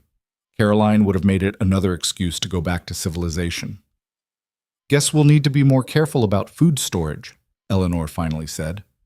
That was all. No panic, no demands, just practical acceptance that grizzlies were now part of her reality. Gideon sat down across from her. "You're not afraid. I'm terrified. But being afraid doesn't change the fact that this is where I am." Eleanor met his eyes. "You think I don't know how this looks? A woman my age, unmarried, with no other prospects, latching onto the first man desperate enough to take her? I know exactly what people in town are thinking." "I don't care what they think." "Neither do I. But I care about proving them wrong." Eleanor leaned forward. "I didn't come here because I had nowhere else to go. I came here because I chose to, because I'm done living a small life in a small place pretending to be smaller than I am. Whatever happens with us, that decision was mine, and I'm not running from a damn bear after I've come this far." In that moment, Gideon realized he wasn't just attracted to Eleanor. He respected her in a way he'd never respected anyone. She wasn't trying to be brave or strong or capable. She simply was those things, without apology or performance. "We should get married," he heard himself say. Eleanor blinked. "What?" "Not right now, but soon, before winter." Gideon felt the words tumbling out, unstoppable now that they'd started. "I know we said we'd wait until fall, but I already know. You're not going to run. You're not going to break. You're going to stay because you're too damn stubborn to let this place beat you." "That's your proposal? You're too stubborn to leave?" "No, my proposal is this. I think we could build something good here. Not perfect, but honest. A life that fits who we actually are instead of who we're supposed to be. And I'd rather start building it now than waste more time pretending we're still deciding." Eleanor was quiet for a long moment, her eyes searching his face. "Ask me properly," she finally said. Gideon stood and circled the table until he was standing directly in front of her. Eleanor turned in her chair to face him, and he dropped to one knee on the rough cabin floor. "Eleanor Pike, will you marry me?" "Yes." No hesitation, no conditions, just that single word delivered with absolute certainty. Gideon rose and Eleanor stood to meet him, and for the first time since she'd arrived, he pulled her into his arms. She fit against him perfectly, tall enough that he didn't have to stoop, strong enough that he didn't have to worry about hurting her.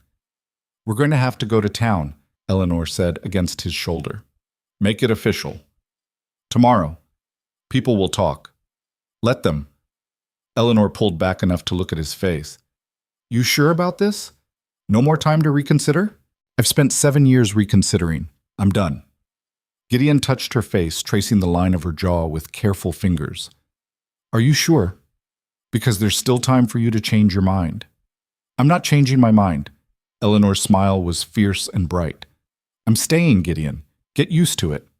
They rode down to Morrison's post the next morning, arriving before the settlement was fully awake. Morrison took one look at them standing together on his porch and smiled. "I'll be damned. She stayed." "She stayed," Gideon confirmed, "and we need to arrange a wedding." News spread through the small settlement like wildfire. By noon, half the population knew that the mountain hermit was finally getting married. By evening, Mrs. Abernathy had appointed herself wedding coordinator and cornered Eleanor with questions about flowers and music. "We don't need flowers," Eleanor said firmly. "Just a preacher and witnesses."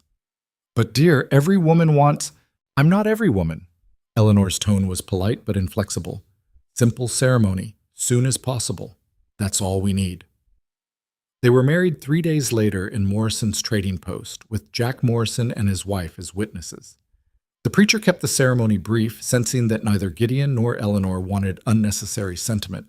When he pronounced them married, Eleanor kissed Gideon with the same directness she applied to everything else.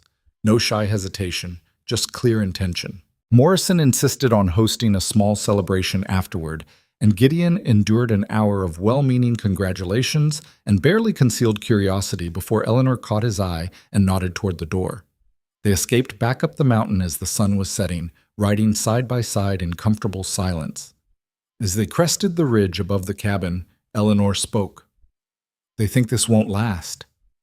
"Probably." "They think I'll run when winter comes." "Let them think what they want." Eleanor smiled. "That's what I thought you'd say." The cabin looked different when they arrived. Still small, still rough, but now unmistakably theirs. Gideon helped Eleanor down from her horse, and they stood together in the clearing, looking at the solid log structure that would be their home. "You ready for this?" Gideon asked. Eleanor took his hand, her grip firm and sure. "I've been ready my whole life." They walked inside together, closing the door on the watching world outside, and began the work of building a life big enough to hold them both. The first argument came 2 weeks after the wedding, on a brutally hot August afternoon when tempers were already running short. Gideon had been checking the northern fence line when he returned to find Eleanor halfway up a ladder, attempting to repair a section of the cabin's roof that he'd been planning to fix himself come fall. "What the hell are you doing?" he called out, dropping his pack. Eleanor didn't look down. "What does it look like?" "This section's been letting in water. I found 3 buckets in the loft catching drips." "Get down from there." "I'm almost finished." "Eleanor, get down, now." She descended the ladder slowly, hammer still in hand, and turned to face him with her jaw set in a way Gideon was starting to recognize meant trouble. "Don't use that tone with me. Don't climb on my roof without telling me. It's our roof now, or did you forget we're married?" Eleanor's eyes flashed. "And I don't need permission to fix things that need fixing. That's not the point. You could have fallen. I've been climbing ladders since I was 12 years old. I don't need you protecting me from basic carpentry."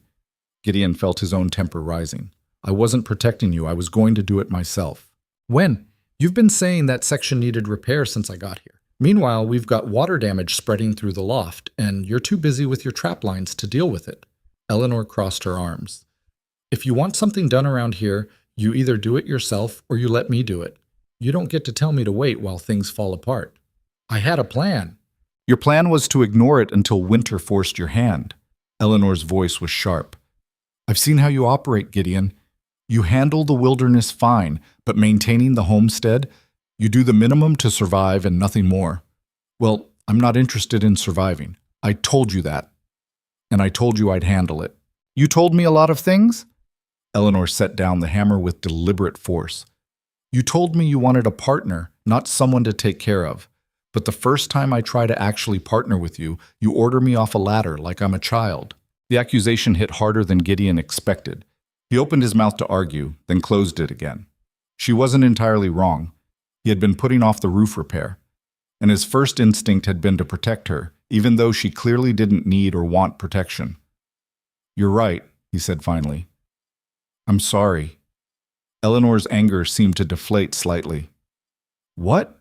You're right. I shouldn't have ordered you down, and I should have fixed that roof weeks ago." Gideon gestured at the ladder. "If you want to finish it, go ahead. Just let me spot you in case the ladder shifts." Eleanor studied him for a long moment, clearly trying to decide if he was being sincere or just trying to end the fight. Whatever she saw in his face must have satisfied her because she nodded and picked up her hammer. "Fine, but next time you want to tell me something's too dangerous, remember I spent 3 years working construction on my brother's store addition. I know what I can handle." They finished the roof together in tense silence, Gideon holding the ladder while Eleanor secured the last few shingles.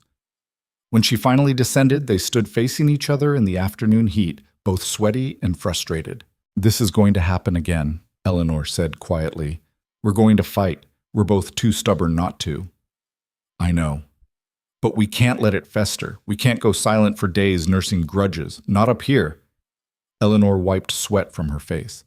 "If we're angry, we say it. We fight it out and we move on. Agreed?" "Agreed." Eleanor held out her hand and they shook on it, formal as a business deal. Then, without warning, she pulled him into a kiss that tasted like sweat and frustration and something that might have been forgiveness. "I'm still mad at you," she said when they broke apart. "I know. But I'm also attracted to you when you admit you're wrong. It's inconvenient." Gideon felt himself smile for the first time since the argument started. "Noted." They went inside and Eleanor made dinner while Gideon cleaned the tools they'd used on the roof. The tension between them had shifted into something else, not quite resolved but acknowledged, worked through instead of buried. That night, lying in the darkness of the loft with Eleanor warm beside him, Gideon thought about the 5 women who'd left. None of them had ever fought with him.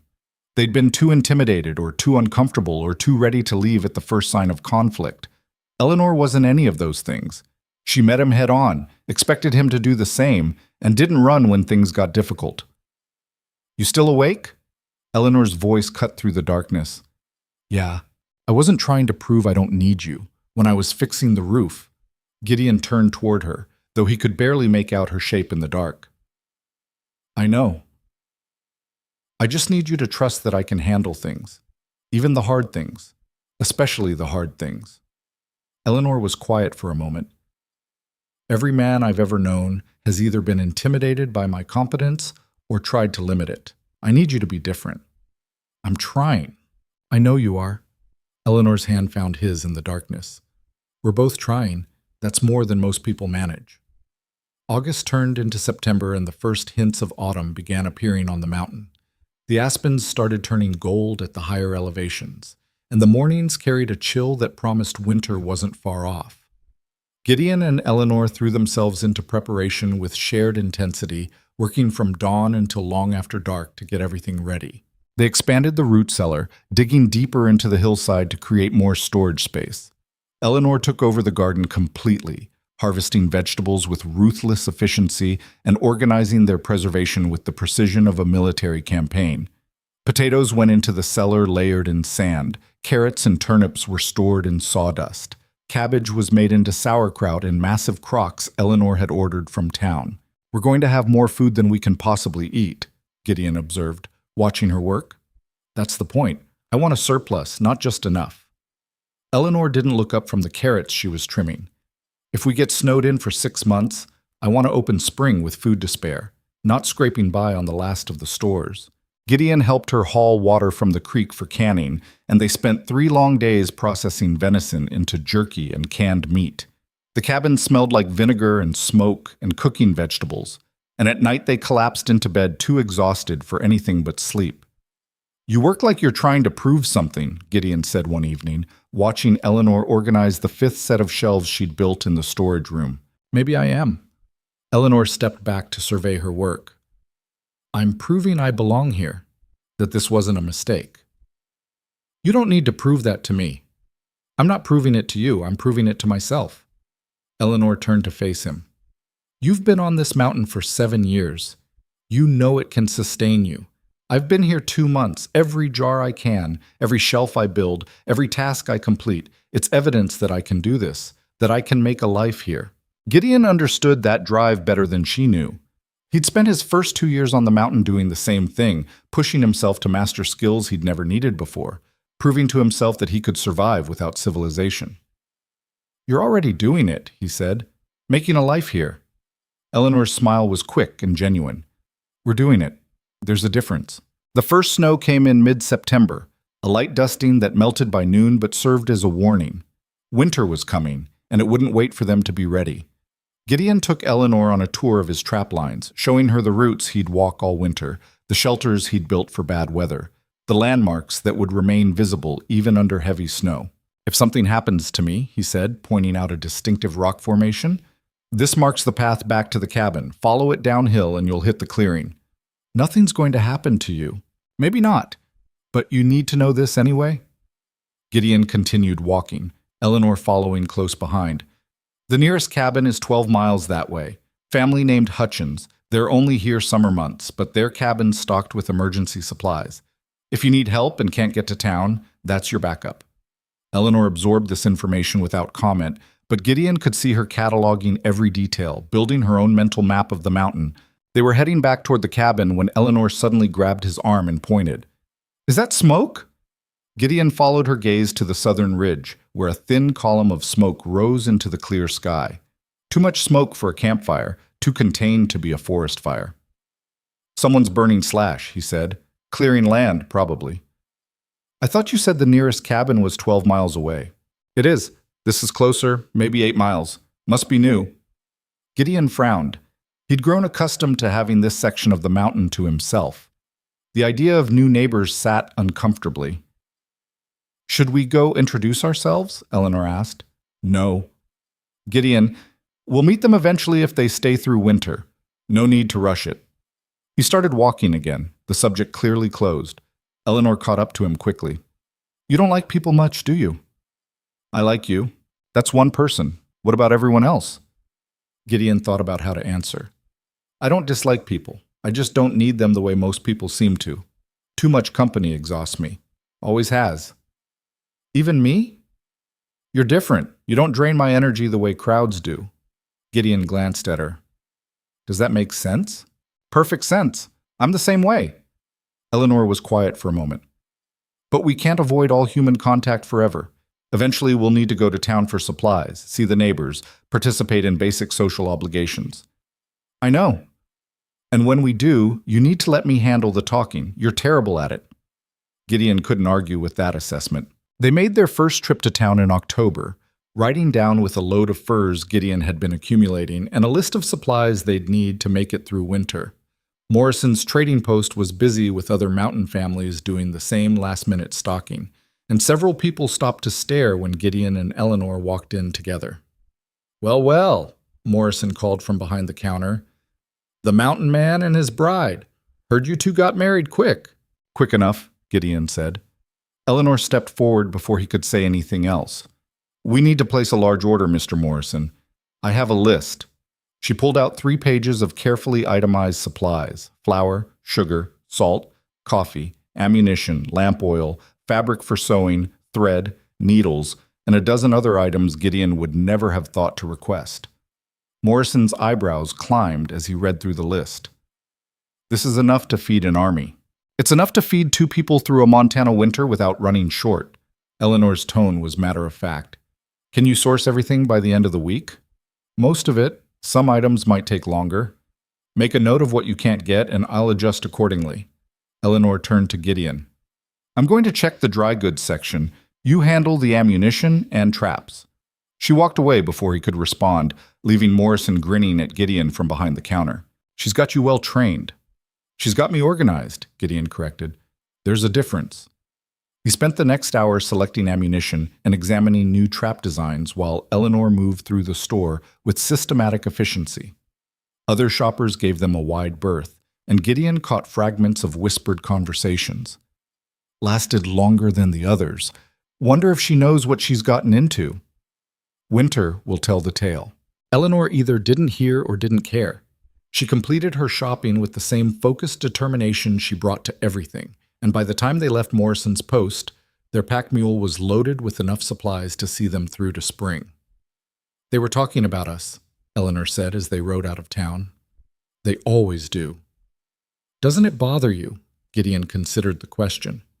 Used to, not anymore. Let them talk. We know the truth of what we're building. Eleanor smiled at that, and they rode the rest of the way home in comfortable silence. The new neighbors made themselves known in late October when a man and a teenage boy appeared on the trail leading to Gideon's cabin. Gideon spotted them from the woodshed and felt his shoulders tense automatically. Eleanor emerged from the cabin, wiping her hands on her apron. We have visitors. I see that. The man raised his hand in greeting as he approached. He was maybe 40, weathered by outdoor work, with a boy of about 15 trailing behind him. Hello there. Name's Thomas Warren. This is my son, Billy. We're your new neighbors to the south. Gideon forced himself to step forward and shake the offered hand. Gideon Voss. My wife, Eleanor. Pleasure to meet you both. Warren's smile was genuine, but his eyes kept drifting to Gideon's scar in a way that made it clear he was fighting not to stare. We just moved up from Colorado, bought the old Henderson property, thought we'd introduce ourselves before winter set in. Henderson died 3 years ago, Gideon said. Cabin's been empty since. So we discovered we've been fixing it up, getting ready for our first winter. Warren looked around at Gideon's property with appreciation. You've got a good setup here. Been here long?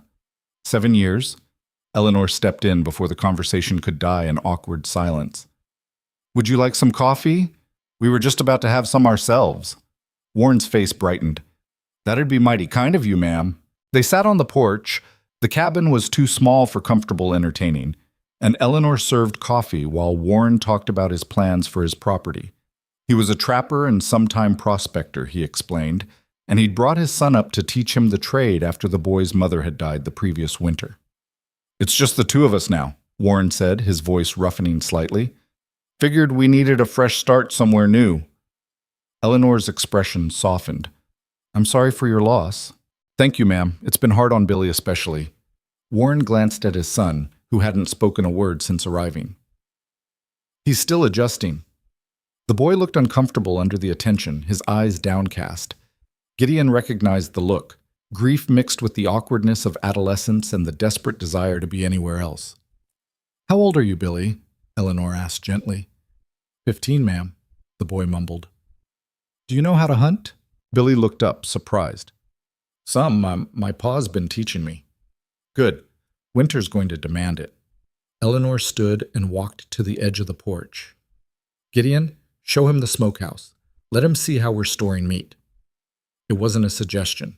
Gideon stood and nodded to the boy. Come on.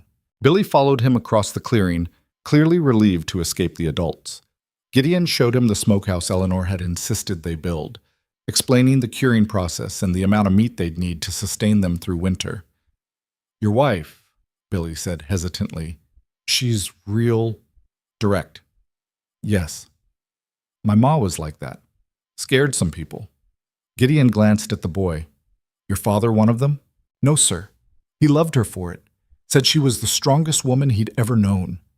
Billy's voice caught. She got sick so fast. 1 week she was fine, the next, I'm sorry. They stood in silence for a moment, both uncomfortable with the emotion but understanding it nonetheless. Finally, Billy spoke again. You been up here alone all these years? Until recently. Must have been lonely. Sometimes. Gideon looked back at the cabin where Eleanor was still talking with Warren. But lonely's better than being with the wrong people. Billy absorbed this wisdom with the seriousness only teenagers can muster. How'd you know she was the right people? Gideon thought about Eleanor's blunt letters, her fearless arrival, the way she'd rebuilt his life without asking permission. She didn't try to change me, and I didn't try to change her. We just fit. When they returned to the porch, Warren was standing to leave. We should get back before dark. Billy and I still have a lot of work to finish before the first big snow. If you need anything, Eleanor said, you're welcome to come by. We're not much for socializing, but neighbors should look out for each other. Warren's relief was visible. I appreciate that, ma'am. Same goes for you. If you folks need an extra set of hands, just holler. After they left, Gideon turned to Eleanor. You didn't have to invite them to come back. Yes, I did. That man just lost his wife, and he's trying to raise a grieving boy in the wilderness. Common decency requires we help if we can. I don't like having people around. I know. But we're going to be neighbors for however long they stay, and I won't have you being rude to a widower and his son just because you prefer solitude. Eleanor's voice was firm. Besides, Billy's a good kid. He'll need someone to talk to besides his father, especially as winter sets in. And you've appointed yourself that someone? If necessary. Eleanor looked at him directly. You can be as antisocial as you want with everyone else, but those two get kindness, non-negotiable. Gideon recognized that tone. Fine. Good. Eleanor's expression softened. Thank you. The Warrens became semi-regular visitors over the next few weeks, stopping by every week or so with questions about the mountain or requests to borrow tools. Gideon tolerated it with more grace than he expected from himself, largely because Eleanor was right. Billy needed the contact with people who weren't his grieving father, and Thomas Warren was trying desperately to hold his small family together. One evening in early November, Warren arrived alone just as the sun was setting. Sorry to bother you folks so late, he said, clearly agitated. But Billy's run off. He took a rifle and some supplies this morning and hasn't come back. I've been searching all day, but I can't find his trail. Gideon was already moving, grabbing his coat and his own rifle. Which direction did he head? North, toward the high country. He's been talking about proving himself, doing something to make me proud. Warren's voice was strained. He's a good shot, but he doesn't know these mountains yet. If night catches him up there, we'll find him. Gideon looked at Eleanor. Get the emergency supplies ready in case we need to stay out overnight, and keep the fire going. Eleanor was already moving. Be careful. Gideon and Warren headed into the darkening forest, moving fast but carefully. The temperature was dropping and clouds were rolling in from the west, promising snow. Tell me exactly what he said this morning, Gideon said as they walked. Warren's voice was rough. He said he was tired of being useless. that his mother would be ashamed of how weak he'd become since she died. I tried to tell him that wasn't true, but he just grabbed his gear and left. They found Billy's trail after 20 minutes of searching, boot prints heading steadily upward into terrain that would be treacherous in darkness. Gideon followed the tracks with practiced ease, reading the story they told. The boy had been moving with purpose, not panicked, but determined. "He's heading for the ridge overlook," Gideon said, "probably trying to spot elk or deer." "In the dark?" "He's 15. Planning probably wasn't his priority." They climbed steadily for another hour, the trail growing steeper and more dangerous. Finally, Gideon spotted a small fire in a clearing ahead, and relief washed through him. Billy was sitting beside the fire, his rifle across his knees staring into the flames. He looked up as they approached, and shame flooded his young face. "I'm sorry," he said immediately. "I didn't mean to worry you, Pa. I just wanted—" "I know what you wanted." Warren's voice was gentle, despite his obvious fear. "But you can't go running off into the wilderness without telling anyone where you're going. Not up here, not in winter." "I killed a rabbit." Billy gestured to where a small carcass hung from a tree branch. "I was going to bring it back, show you I could provide." "Son, I never doubted you could provide. That's not what this is about." Gideon stayed quiet, letting father and son work through their moment. But he also built up the fire and started preparing coffee, practical actions that gave the emotional conversation space to breathe. Finally, Billy looked at Gideon. "Did I do something stupid?" "Yes." The blunt honesty seemed to surprise the boy. "But I got a rabbit. And you also went into unfamiliar terrain in late afternoon with a storm coming. You succeeded this time, but success doesn't mean the risk was smart." Gideon poured coffee and handed it to Warren, then Billy. "Your mother dying wasn't your fault, and you don't honor her memory by getting yourself killed trying to prove something that doesn't need proving." Billy's eyes were wet in the firelight. "How do you know what needs proving?" "I don't, but I know that running from grief doesn't work. I've tried." Gideon sat back against a tree. "The mountain will still be here tomorrow. The game will still be here.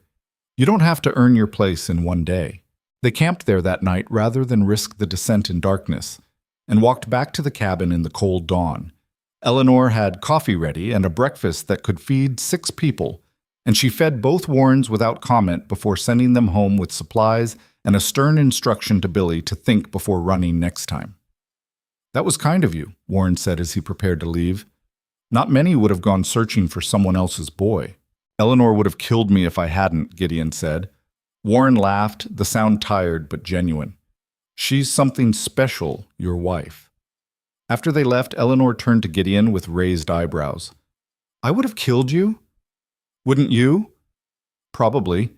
Eleanor handed him fresh coffee. "But you went because you wanted to, not because I would have made you." Kid reminded me of myself at that age, angry and lost and trying to prove something to nobody in particular. Eleanor studied his face. "Did you ever prove it?" "No. Eventually I just stopped trying." Gideon took her hand. "Then I met you and realized I didn't need to."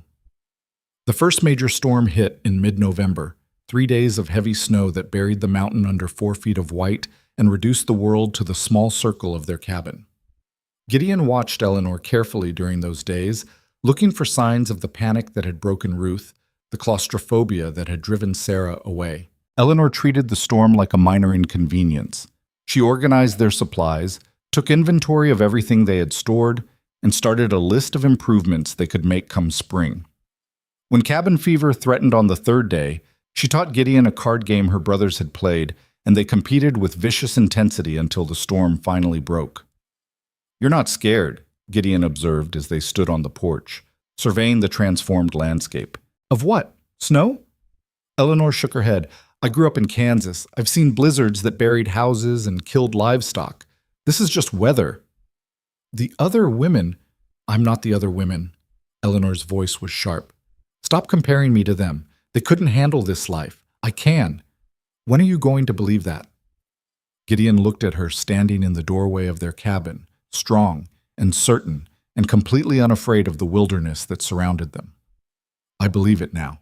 Winter settled in with serious intent after that storm.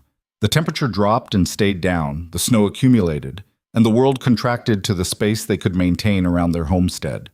Gideon ran his trap lines in the brutal cold while Eleanor managed the cabin with fierce efficiency. They fell into a rhythm that felt ancient and inevitable. Work, meals, evenings by the fire, long nights in the loft where body heat was a necessity before it was anything else. They argued about small things and big things, fought with the same intensity they brought to everything, and made peace with the understanding that fighting didn't mean failing.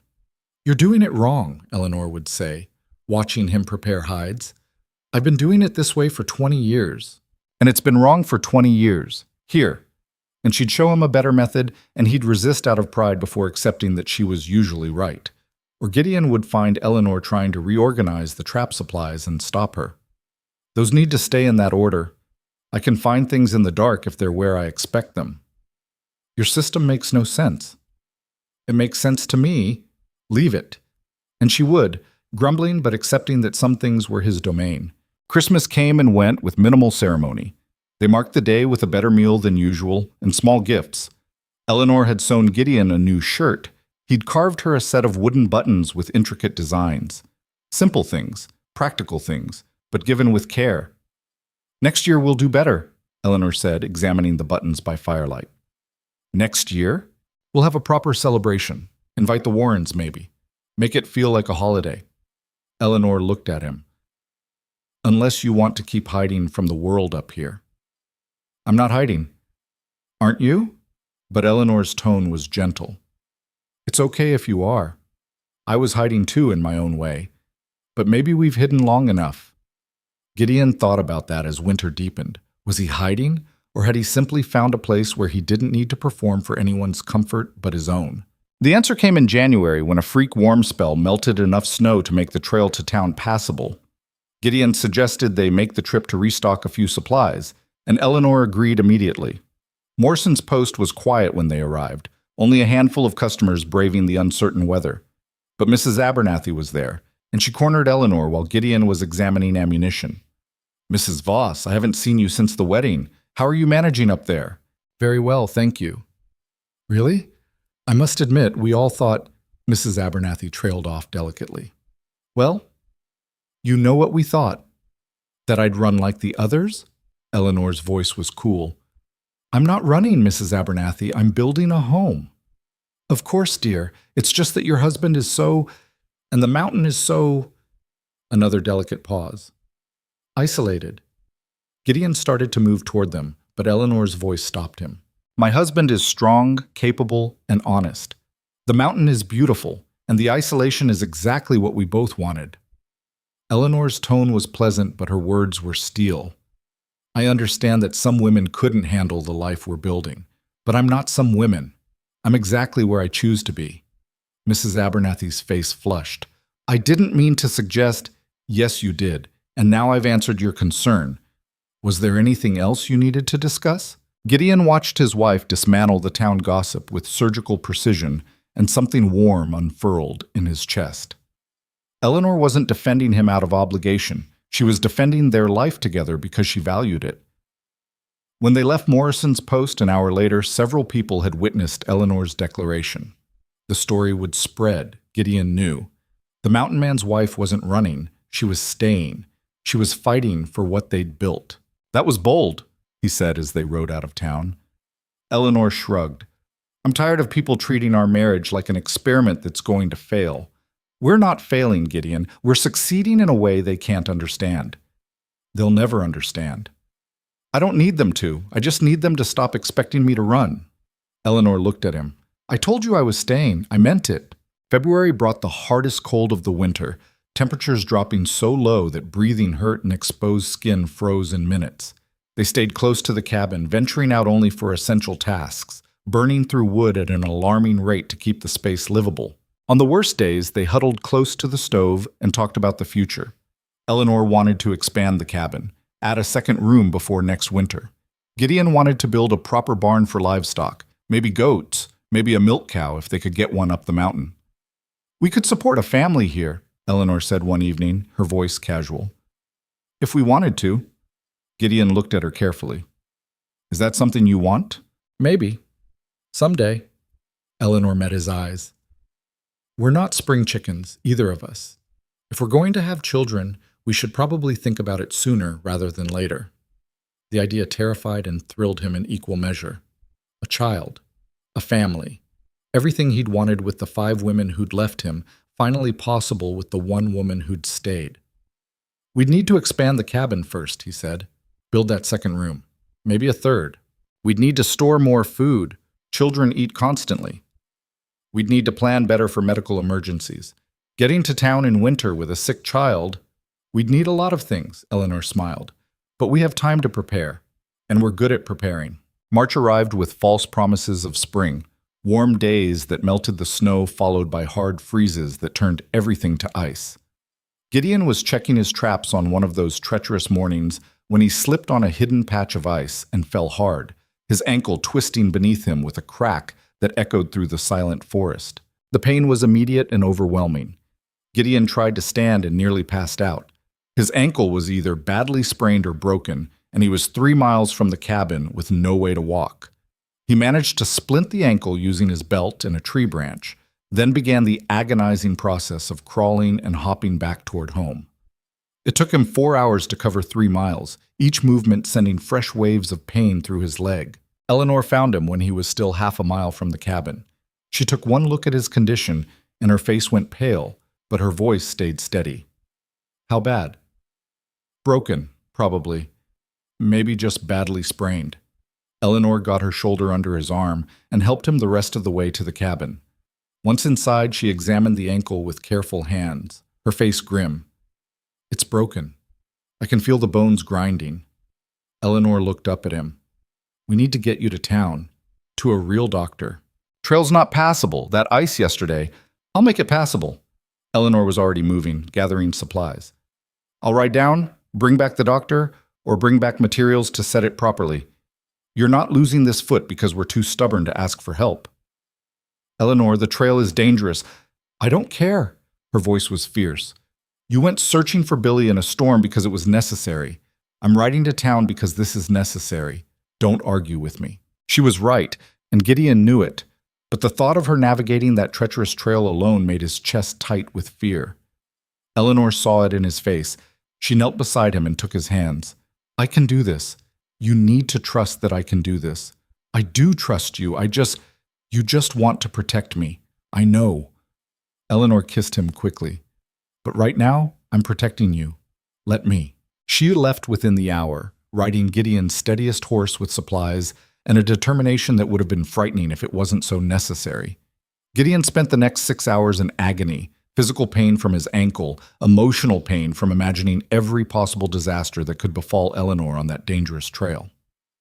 She returned just after dark, the doctor riding behind her on a second horse she'd somehow acquired. Your wife is terrifying, the doctor said, climbing down stiffly. She threatened to drag me up this mountain by my ears if I refused to come. I offered him triple his usual fee first, Eleanor said calmly. The threats only came after he tried to refuse.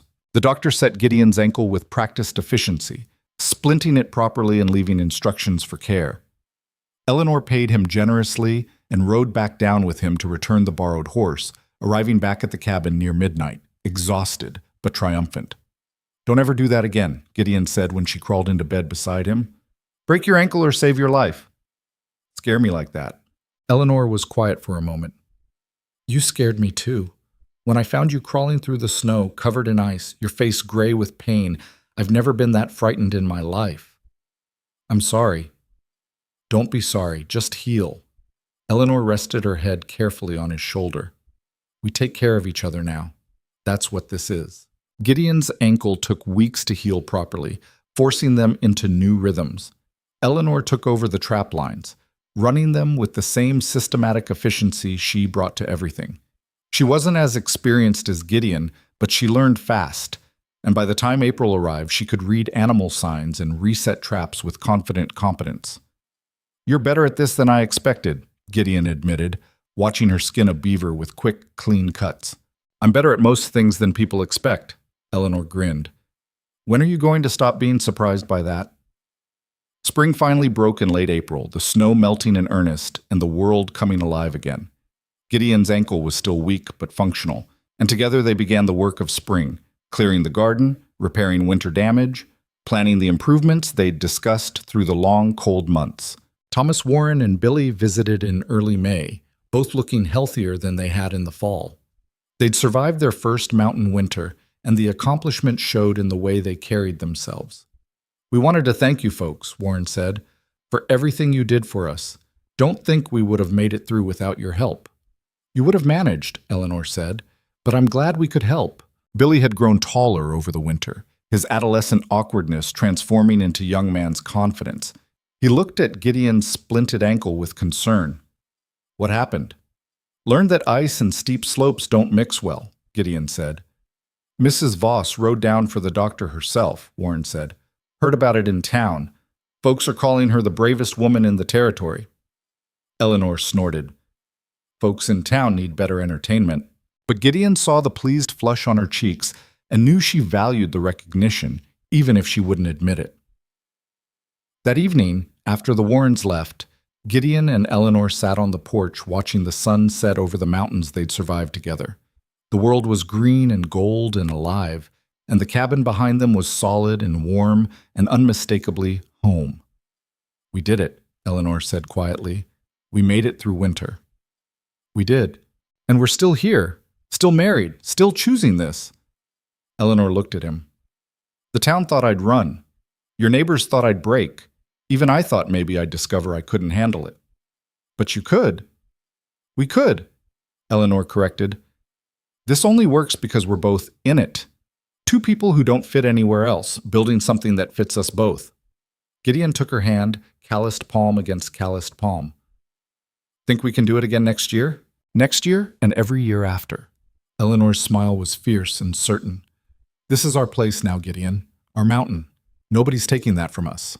And sitting there on the porch of the cabin they defended against winter and isolation and the world's low expectations, Gideon finally believed it completely. They'd found what they both needed, not just each other, but permission to be exactly who they were. Too loud, too strong, too stubborn, too much for the world below, but exactly right for this wild, honest place. The mountain had rejected everyone else, but it had welcomed them both home. The gossip reached them in June, carried up the mountain by a traveling merchant who stopped at their cabin looking to trade supplies for fresh meat. "Whole territory's talking about you two," the merchant said, accepting the coffee Eleanor offered. He was a round man in his 50s named Chester Dodds, with the easy manner of someone who made his living on conversation as much as commerce. "The mountain man who couldn't keep a wife finally found one who won't leave. Some folks are taking bets on how long it lasts." Eleanor's expression went cold. "Are they now?" "Now, Eleanor," Gideon warned, recognizing that tone. "Don't now Eleanor me." She turned back to Dodds. "What are the odds?" The merchant shifted uncomfortably. "Well, most figure you'll be gone by next spring. Few optimists are saying you might make it 2 years. There's one fellow in Granite Falls who swears you'll last 5 years, but he's considered a fool." "And what do you think, Mr. Dodds?" Eleanor's voice was dangerously pleasant. Dodds looked between them, clearly realizing he'd stepped into something. "Ma'am, I don't presume to know other people's business." "That's a diplomatic answer." Eleanor refilled his coffee with more force than necessary. "Here's what you can tell those gamblers in town. Eleanor Voss isn't going anywhere. Not in 1 year, not in 5, not in 50. This is my home, and these are my mountains, and anyone who wants to bet against that is welcome to lose their money." "Yes, ma'am." Dodds gulped his coffee. "I'll be sure to pass that along." After the merchant left, practically fleeing down the trail, Gideon found Eleanor in the garden, attacking weeds with violent efficiency. "You scared him half to death." "Good.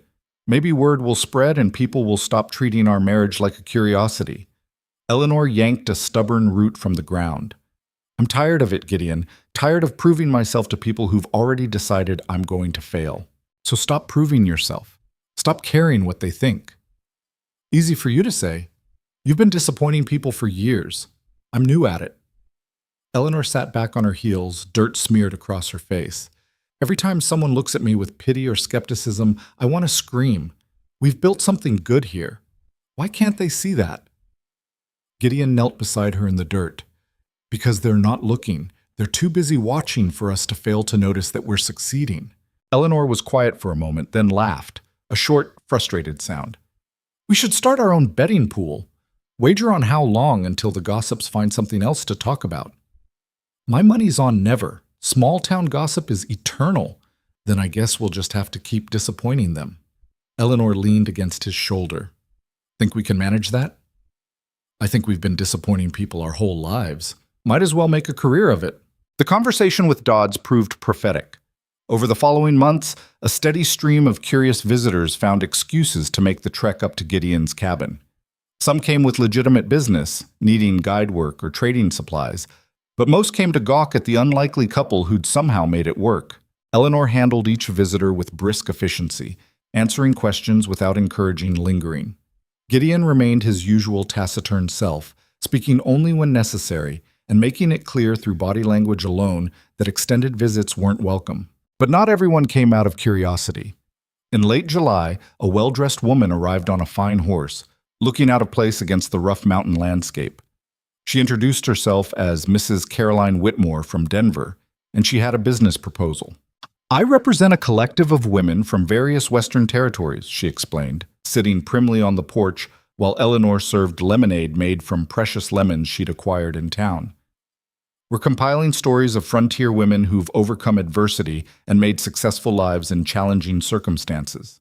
Your story, Mrs. Voss, has reached us. We'd like to include it in our publication. Eleanor's expression was unreadable. What exactly have you heard about my story? That you came to Montana alone, married a man you'd only corresponded with, and have thrived in extreme isolation where other women failed. Mrs. Whitmore pulled out a small notebook. Our readers would be inspired by your strength and determination. Would they? Eleanor's tone was dry. Or would they read it as an exotic tale about an eccentric woman doing something they'd never consider? Mrs. Whitmore blinked, clearly not expecting resistance. We aim to inspire, Mrs. Voss, not exoticize. And yet you rode all the way up here looking for a story about the strange mountain woman. You didn't come looking for Mrs. Abernathy's story, or the banker's wife's story, or any of the other women in town living perfectly respectable lives. Eleanor set down her lemonade. I appreciate your interest, but I'm not interested in being your inspiration or your curiosity. Mrs. Voss, I assure you, my answer is no. Thank you for the visit.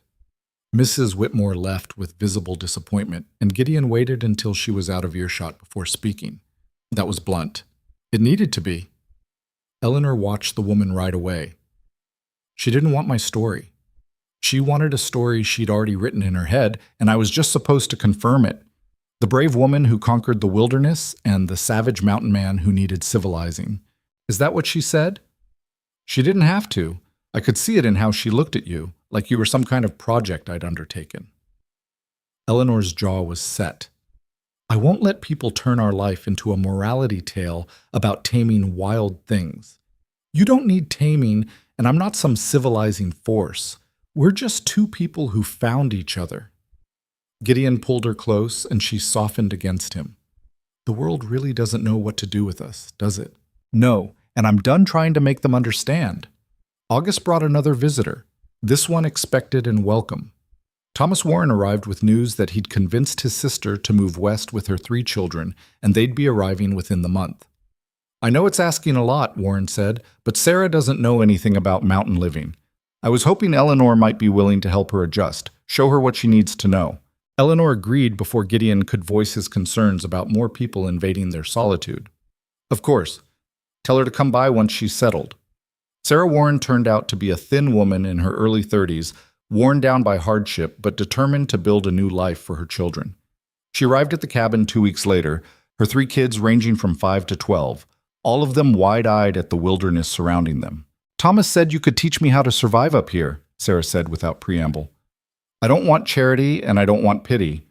I just need practical knowledge. Eleanor smiled. Then you've come to the right place. How much do you know about preserving food? They spent the afternoon in the garden and the root cellar, Eleanor walking Sarah through everything she'd learned about mountain living. The children explored the clearing under Gideon's watchful eye, their laughter strange and bright in the usually quiet space. The youngest, a girl named Margaret, approached Gideon cautiously. Are you a giant? No. My brother said you were. He said you fought a bear and won. The bear won. I just survived. Gideon showed her the scar on his face. See? Margaret studied it with the fearless curiosity of children. Does it hurt? Not anymore. Good. She declared this with satisfaction and ran off to tell her brothers about the scar, apparently deciding Gideon was safe despite his size. When Sarah and the children finally left, the cabin felt strangely empty. Eleanor stood in the doorway watching them disappear down the trail. She reminds me of myself, Eleanor said quietly, desperate for a fresh start, determined not to fail. You're helping her. We're helping her. You were good with the children, Gideon shrugged, uncomfortable with the praise. They're just kids. Most men your size would terrify them. You didn't. Eleanor looked at him thoughtfully. You'd be a good father. The statement hung in the air between them, weighted with possibility. They'd talked about children in abstract terms, but this felt different, more immediate. Is that something you want? Gideon asked carefully. Soon, I mean. Eleanor was quiet for a long moment. I'm 39 years old.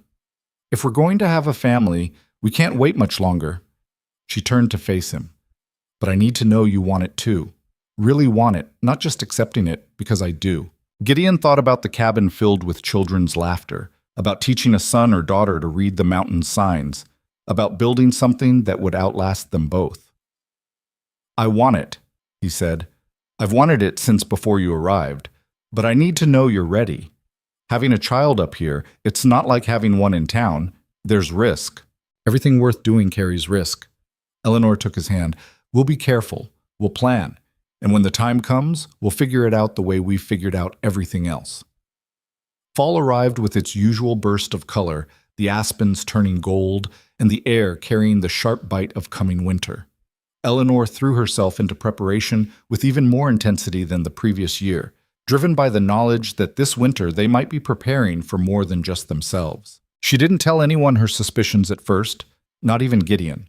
But in late September, when her monthly courses failed to arrive for the second time, she sat him down after dinner with her face carefully composed. I'm pregnant. Gideon's coffee cup stopped halfway to his mouth. You're sure? As sure as I can be without a doctor confirming it. But yes, I'm sure. Eleanor's hand moved unconsciously to her stomach. The baby would come sometime in late April or early May, if I'm calculating right. That's right at spring thaw. Trail might not be passable to get you to town. Gideon's mind was already racing through logistics, potential problems, necessary preparations. I know, that's why we need to plan carefully. Eleanor pulled out a list she'd already started. We'll need to bring the doctor up before the first snow, have him teach us what to expect. We'll need extra medical supplies, more stored food, additional firewood in case I'm bedridden longer than expected. We should tell the Warrens. Sarah's had 3 children. She'll know. No, Eleanor's voice was firm. Not yet. I want to make it through the first few months before we tell anyone. Women lose babies, Gideon, especially older women like me. I don't want to announce it and then have to announce we lost it. The fear in her voice made Gideon's chest tight. He'd been so focused on the joy of the news that he hadn't considered the danger. Eleanor was right. Women died in childbirth, especially isolated women without access to medical care. And at 39, she faced more risks than a younger woman would. We'll be careful, he said, taking her hands. We'll do everything right. There is no everything right with childbirth. Women die doing everything right. Women lose babies despite taking every precaution. Eleanor's eyes were fierce. I'm not afraid of the risk, but I need you to acknowledge it exists. I need you to promise that if something goes wrong, if you have to choose between me and the baby, you choose me. The request felt impossible. Eleanor, promise me. I won't go through this pregnancy terrified that you'll sacrifice me to save a child I might not survive delivering anyway. Her grip on his hands tightened. I need to know you'll choose me. Gideon had never considered he might have to make such a choice. The idea of losing Eleanor was unbearable, but so was the idea of losing their child. But looking at her face, seeing the real fear beneath her practical exterior, he knew there was only one answer. I promise. You come first. Always. Eleanor's relief was visible. She leaned forward and kissed him, and Gideon tasted salt and realized she was crying. "I'm terrified," she whispered against his mouth. "I've never been this scared in my life." "I know, me too." They held each other in the lamplight, two people who'd always prided themselves on fearlessness, finally admitting that some things were worth being afraid of. True to Eleanor's plan, they rode to town in early October and brought the doctor back up the mountain. Dr. Marcus Chen, a cousin of young Tommy Chen who worked for Morrison, examined Eleanor thoroughly and pronounced her healthy and strong. "Your age is a factor," he said bluntly, "but you're in excellent physical condition, which helps. The isolation is my main concern. If there are complications during delivery, you need to be able to get help quickly." "Can you be here when the time comes?" Eleanor asked. Chen considered. "If you send word when labor starts and the trail is passable, yes. But if it comes during a storm or while the pass is snowed in, you'll be on your own. You should prepare for that possibility." He spent the rest of the day teaching them both what to expect, walking them through the stages of labor, potential complications, emergency procedures.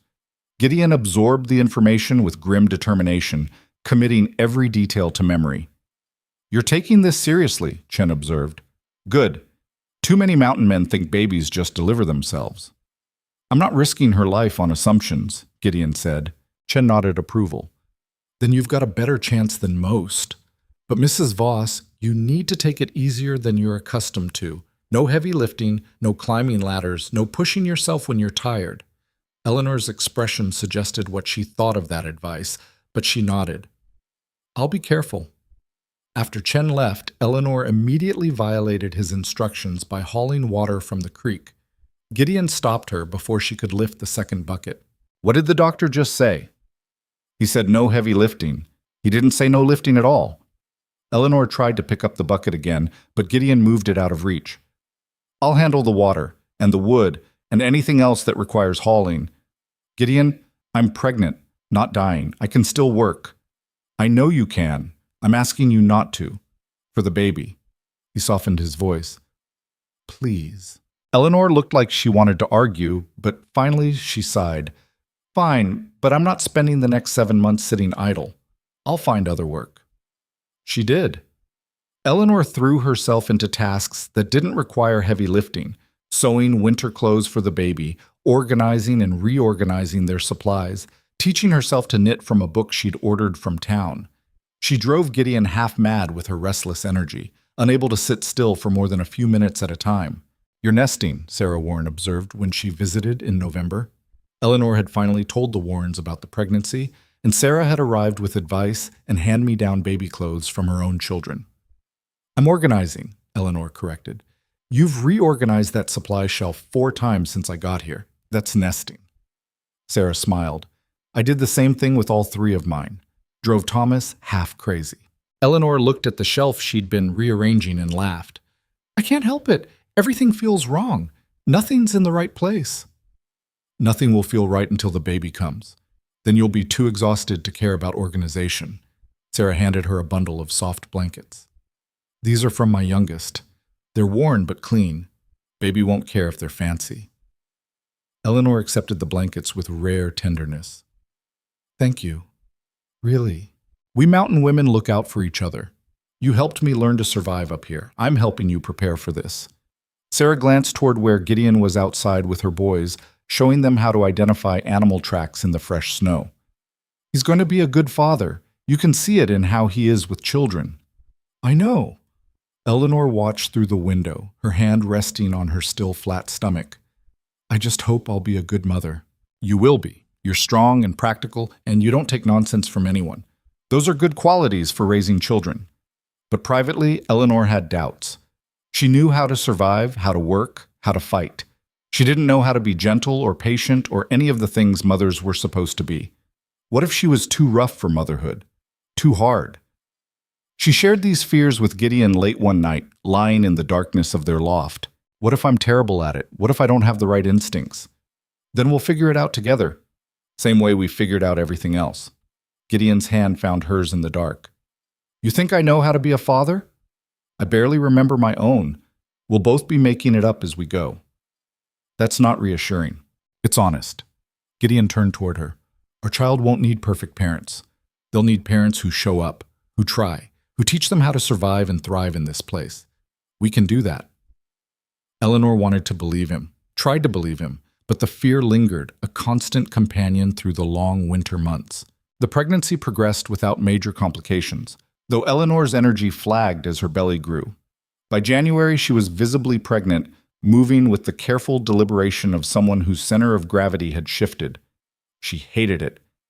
I feel like a cow, she complained, trying and failing to reach her boots. Gideon knelt and helped her with the laces. You look beautiful. You're required to say that. You're the one who got me pregnant. I'm saying it because it's true. And it was. Eleanor's pregnancy had softened some of her sharp edges without diminishing her strength.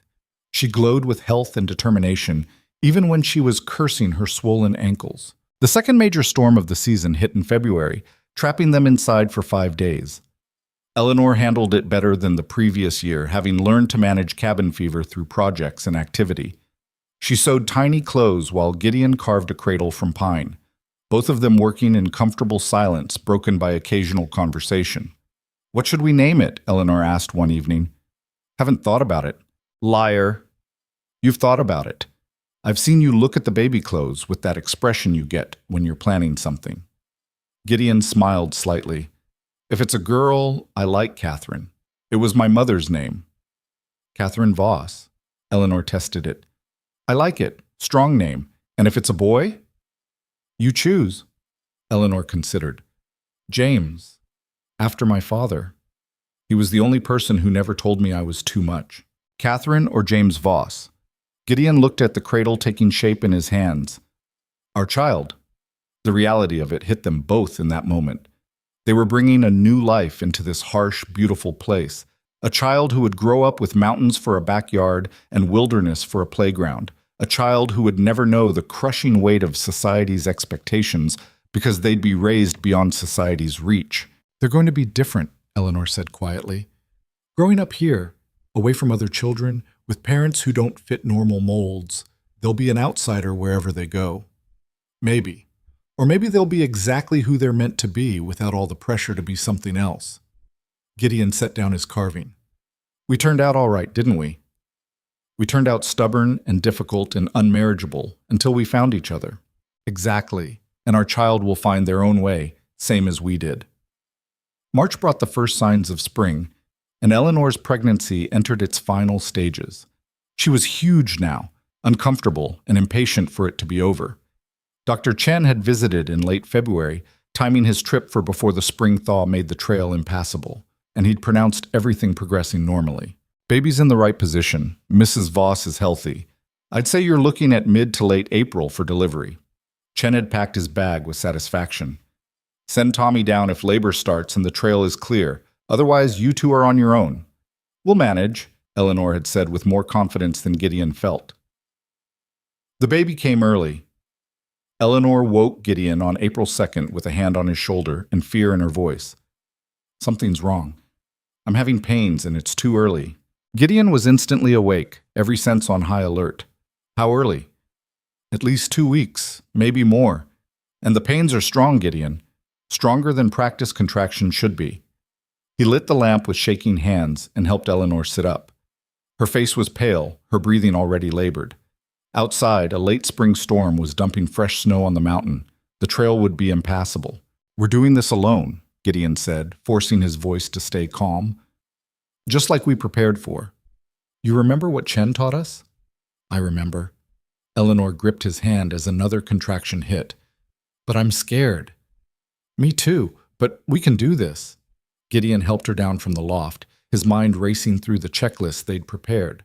Clean linens, boiled water, sharp knife sterilized in flame, everything they might need laid out and ready. The labor lasted 14 hours. Gideon stayed with Eleanor through every contraction, letting her squeeze his hands hard enough to bruise, offering water and encouragement when she could accept it.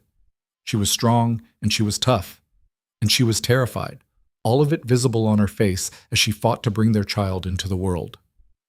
I can't do this, she gasped during a particularly brutal contraction. Gideon, I can't. Yes, you can. You're the strongest person I know. You've got this. I'm going to die. Women die doing this.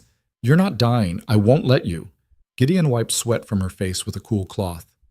Stay with me, Eleanor. Stay with me and fight. Near midnight, the baby finally crowned. Gideon guided their child into the world with hands that shook, despite his desperate attempts at steadiness.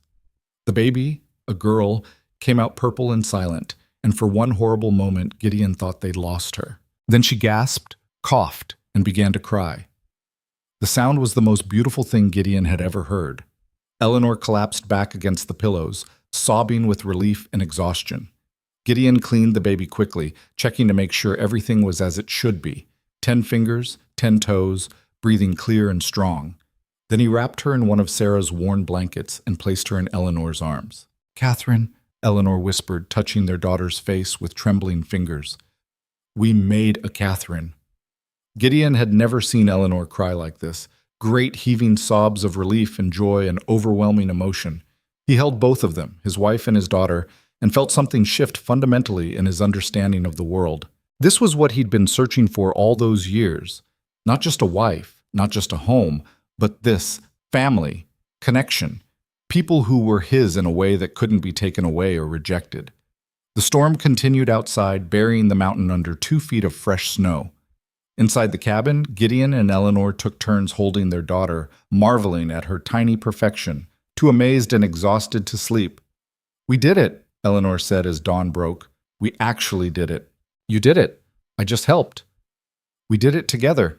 Eleanor's smile was tired but radiant. "Like everything else." 3 days later, when the storm finally cleared and the trail became passable, Thomas Warren rode up to check on them. He took one look at the new baby, and his weathered face split into a huge grin. "Well, I'll be damned. Congratulations." Word spread fast. Within a week, half the Mountain families had made the trip up to see the baby and offer gifts. Sarah Warren brought more clothes. Morrison sent up a crate of supplies marked for the new Voss. Even Mrs. Abernathy from town climbed the trail to deliver a beautifully knitted blanket. "I know we've had our differences," Mrs. Abernathy said stiffly, "but a baby is a blessing. I wanted you to have this." Eleanor accepted the blanket with rare grace. "Thank you. It's beautiful." The visitors eventually stopped coming, and life settled into a new rhythm. Catherine proved to be a demanding baby, crying frequently and sleeping poorly. Eleanor walked the cabin floor at all hours, bouncing the baby and singing the off-key lullabies her own mother had sung. Gideon discovered he had unexpected patience for infant care. He could calm Catherine when Eleanor was too exhausted, walking her around the clearing in the cool spring evenings until she finally settled. He built a sling that allowed him to carry her while he worked, and she seemed to find the rhythm of his movements soothing. "You're a natural," Eleanor observed, watching him repair a fence while Catherine dozed against his chest. "She likes the motion, reminds her of being carried inside you, probably. Or she just knows her father." Eleanor smiled. "The town took bets on how long I'd last. Wonder what they'd think if they could see us now." Gideon looked at their daughter, at the cabin they'd built together, at the garden already starting to show green shoots of their second spring together. "I don't care what they think." "Neither do I." Eleanor walked over and kissed first Catherine's head, then Gideon's cheek. "Let them think whatever they want. We know the truth." The truth was simple. 2 people the world had given up on had found each other and built something that worked. It wasn't perfect. Nothing about their life was perfect, but it was honest and real and entirely their own. Summer arrived in full force, and with it came the realization that they'd need to expand the cabin sooner rather than later. Catherine was already outgrowing her cradle, and Eleanor was adamant about having a separate room for her before next winter. "We can't all sleep in the loft forever. She needs her own space." "I'll start on it next week," Gideon promised. "We'll add a room to the east side, maybe 12 by 12. Give her space to grow." They broke ground on the addition in June, working in shifts while the other watched Catherine. It was slow going with a baby to care for, but by late July the frame was up and the walls were taking shape. Thomas and Billy Warren came up to help with the roof raising, making what would have been a week's work pass in 2 days. Afterward, they all sat on the porch drinking cold cider Eleanor had made, watching Catherine sleep in her sling. "Never thought I'd see the day," Thomas said, shaking his head. "Gideon Voss with a family." Makes two of us, Gideon replied. Town's still talking about you two. Some folks are saying maybe they were wrong about the match. Eleanor snorted. Some folks need to find better ways to spend their time. Can't argue with that. Thomas finished his cider and stood. But for what it's worth, I'm glad you two made it work. Good to see happy endings still happen sometimes. After they left, Eleanor turned to Gideon with raised eyebrows. Happy ending? Is that what this is? Don't know. Haven't reached the ending yet. Good answer. Eleanor took his hand. Let's see how long we can keep the story going. August brought more visitors, some welcome, most tolerated.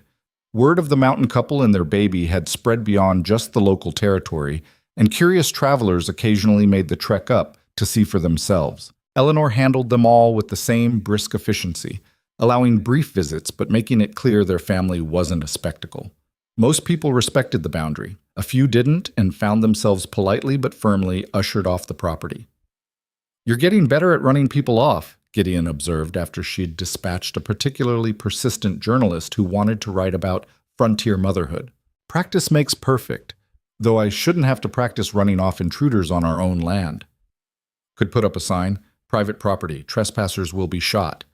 Eleanor laughed. Tempting, but then we'd have to shoot someone, and that's more trouble than it's worth. They finished the edition in early September, and Eleanor immediately set about making it into a proper nursery. She sewed curtains from fabric she'd saved, painted the walls with whitewash Gideon mixed, and arranged the furniture they'd built with careful precision. Catherine took her first uncertain steps in that room, holding on to the edge of her crib and wobbling across to where Eleanor knelt with outstretched arms. It was a small thing, a developmental milestone thousands of children reached every day. But watching their daughter walk for the first time, Gideon felt his throat tighten with emotion he couldn't quite name. She's growing up, Eleanor said softly, holding Catherine close. Too fast. That's what they do. I know, but I want to hold on to this time, when she's still small enough to need us completely. Eleanor kissed their daughter's head. Before she grows up and realizes her parents are difficult, antisocial, and nothing like normal people. Then she'll be just like us, and she'll find her own way, same as we did. Fall arrived with its usual brilliance, and the Voss family spent the season preparing for their second winter together. It was easier this time, with established routines and the confidence of having survived it once before. Catherine was walking steadily now, toddling around the cabin and getting into everything. She has your stubbornness, Gideon observed, watching Eleanor try to convince their daughter that eating dirt wasn't advisable. And your complete disregard for danger. She gets that from you. I regard danger plenty. I just don't let it stop me. Exactly my point. Eleanor finally extracted the handful of dirt from Catherine's mouth and set her down safely away from temptation. She's going to be a handful. She's already a handful. But they both loved it, the chaos and noise and constant demands of parenthood. It filled the cabin with life in a way that made the years of silence feel like a different lifetime. The first snow came in late October, right on schedule. They were ready for it, food stored and wood stacked, and the new addition fully winterized. Catherine stood at the window, pressing her small hands against the glass and watching the flakes fall with wide-eyed wonder. Snow, Eleanor told her. That's snow, Catherine. No, Catherine repeated, her vocabulary still limited but growing daily. Gideon scooped her up and brought her outside to experience it properly. Catherine's first reaction was shock at the cold, then delight as she grabbed handfuls of white and laughed at how it melted in her warm palms. This was what they'd built, Gideon thought, watching his daughter discover winter for the first time. Not just a home or a marriage or a family, but a whole world where they could all be exactly who they were without apology or explanation. The mountain had rejected everyone else, but it had given them everything. That second winter passed differently than the first. The cabin that had once echoed with silence now rang with Catherine's laughter and tears, with Eleanor singing off-key while she cooked, with Gideon's low voice reading stories by lamplight. The isolation that had broken other women became their sanctuary, a place where their small family could exist without judgment or expectation. But the outside world had a way of intruding, even on the highest mountains. The trouble started in March, when the spring thaw came early and brought with it a wagon train of settlers heading for the high country. They stopped at Morrison's post to resupply, and one of the families, the Keatings, a loud clan from Ohio with 6 children and opinions about everything, decided they wanted to see the famous mountain hermit and his unlikely wife. They arrived unannounced on a gray afternoon, their wagon groaning up the trail with determination that bordered on aggression. Gideon saw them coming from half a mile away and felt his shoulders tense. "We have visitors," he called to Eleanor. She emerged from the cabin with Catherine on her hip and surveyed the approaching wagon with narrowed eyes. "I don't remember inviting anyone." "You didn't." The Keatings spilled out of their wagon like invading forces. Mr. and Mrs. Keating, their 6 children ranging from teenage to toddler, and Mrs. Keating's sister who'd apparently come west to escape scandal back home. They descended on the cabin with barely contained curiosity. "Mr. Voss, Mrs. Voss!" Mr. Keating was a portly man with a salesman's smile. "We heard about you two in town and simply had to come meet you. What a remarkable story." Eleanor's expression could have frozen the creek. "We're not a story. We're people who value our privacy." Of course. We won't stay long. Just wanted to see how you manage up here, all alone with a baby." Mrs. Keating, a thin woman with sharp eyes, was already cataloging every detail of their property. "Must be terribly hard without proper society." "We manage fine," Gideon said, positioning himself between the Keatings and his family. "And we've got work to do, so if you'll excuse us—" "Oh, but we've come all this way. Surely you can spare a few minutes for Christian hospitality." Mr. Keating's smile never wavered. "My wife made cookies specifically to share with your little one." Catherine, who'd been watching the strangers with suspicious eyes, buried her face in Eleanor's shoulder. She was 15 months old now, old enough to recognize that these people weren't like the few mountain families she knew. "Catherine doesn't take food from strangers," Eleanor said firmly, "and I'm afraid we really are quite busy. Perhaps another time." "Well," Mrs. Keating's smile turned brittle. "I suppose we shouldn't be surprised. We heard you were particular about visitors." "Particular is a polite word for it," Eleanor agreed. "Now, if you'll excuse us." But the Keatings weren't easily discouraged. Mrs. Keating's sister, a woman named Prudence, who looked like she'd been baptized in vinegar, spoke up for the first time. "We also heard your marriage was something of a scandal, that you came here desperate and unmarried and he took advantage." Gideon moved so fast that Prudence stumbled backward. He didn't touch her, didn't raise his voice, but his presence alone was enough to make grown men reconsider their choices. "You're leaving now," he said, his voice deadly calm. "You're getting in that wagon, and you're riding back down this mountain, and you're not coming back. Ever." "Now see here," Mr. Keating started. "I wasn't asking." Gideon looked at each of them in turn. "You came to my property uninvited. You insulted my wife. You're lucky I'm just asking you to leave." The Keatings scrambled back into their wagon with gratifying speed, Prudence muttering about savages and uncivilized behavior. As they rattled back down the trail, Mrs. Keating called back over her shoulder. "The whole territory will hear about this. Your rudeness, your hostility." "Good," Eleanor shouted after them. "Maybe then people will stop treating us like a traveling circus." They watched the wagon disappear, Catherine still clinging to Eleanor's neck. When they were finally alone again, Eleanor let out a long breath. "That's going to cause problems." "Let it." Gideon's jaw was still tight with anger. "I'm done pretending to be civilized for people who can't show us basic respect. They'll spread stories. Make us out to be dangerous recluses. Aren't we?" Gideon looked at her.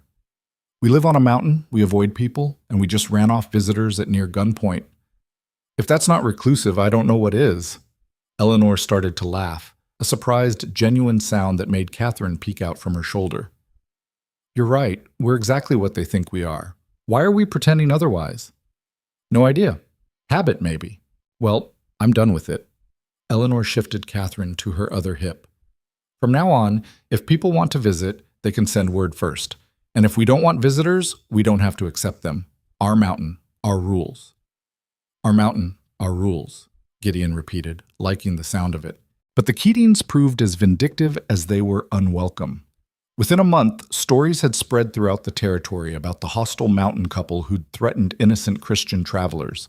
The tales grew with each retelling.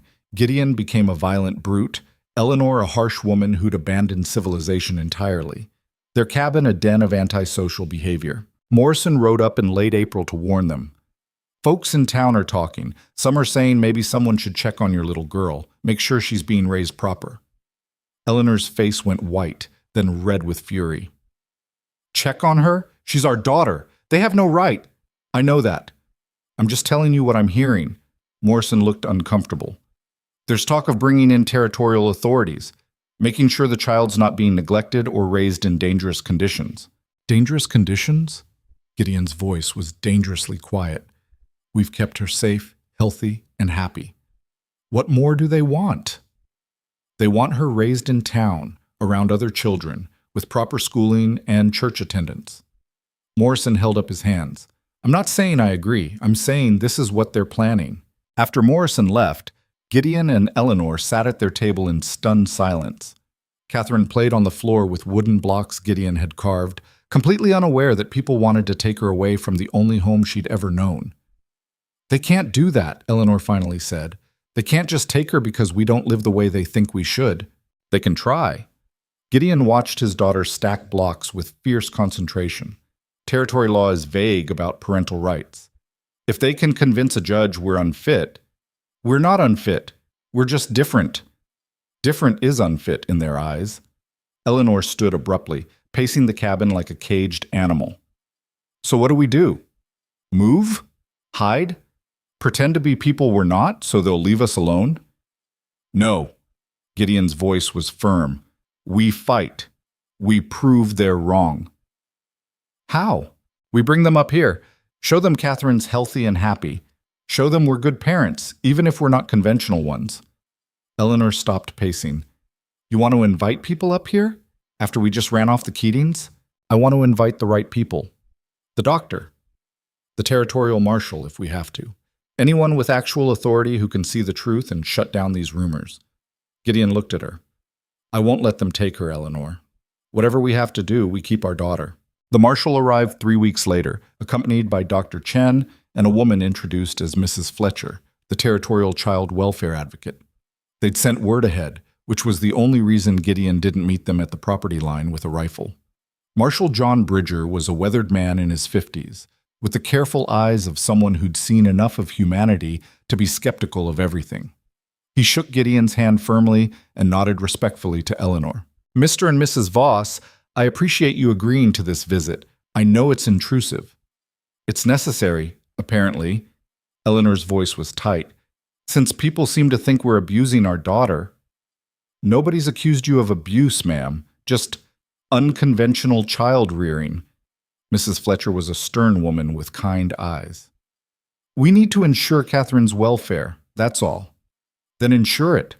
Eleanor stepped aside. Our home is yours to inspect. They spent the next hour going through every aspect of Catherine's care. Mrs. Fletcher examined the nursery, the food stores, the medical supplies.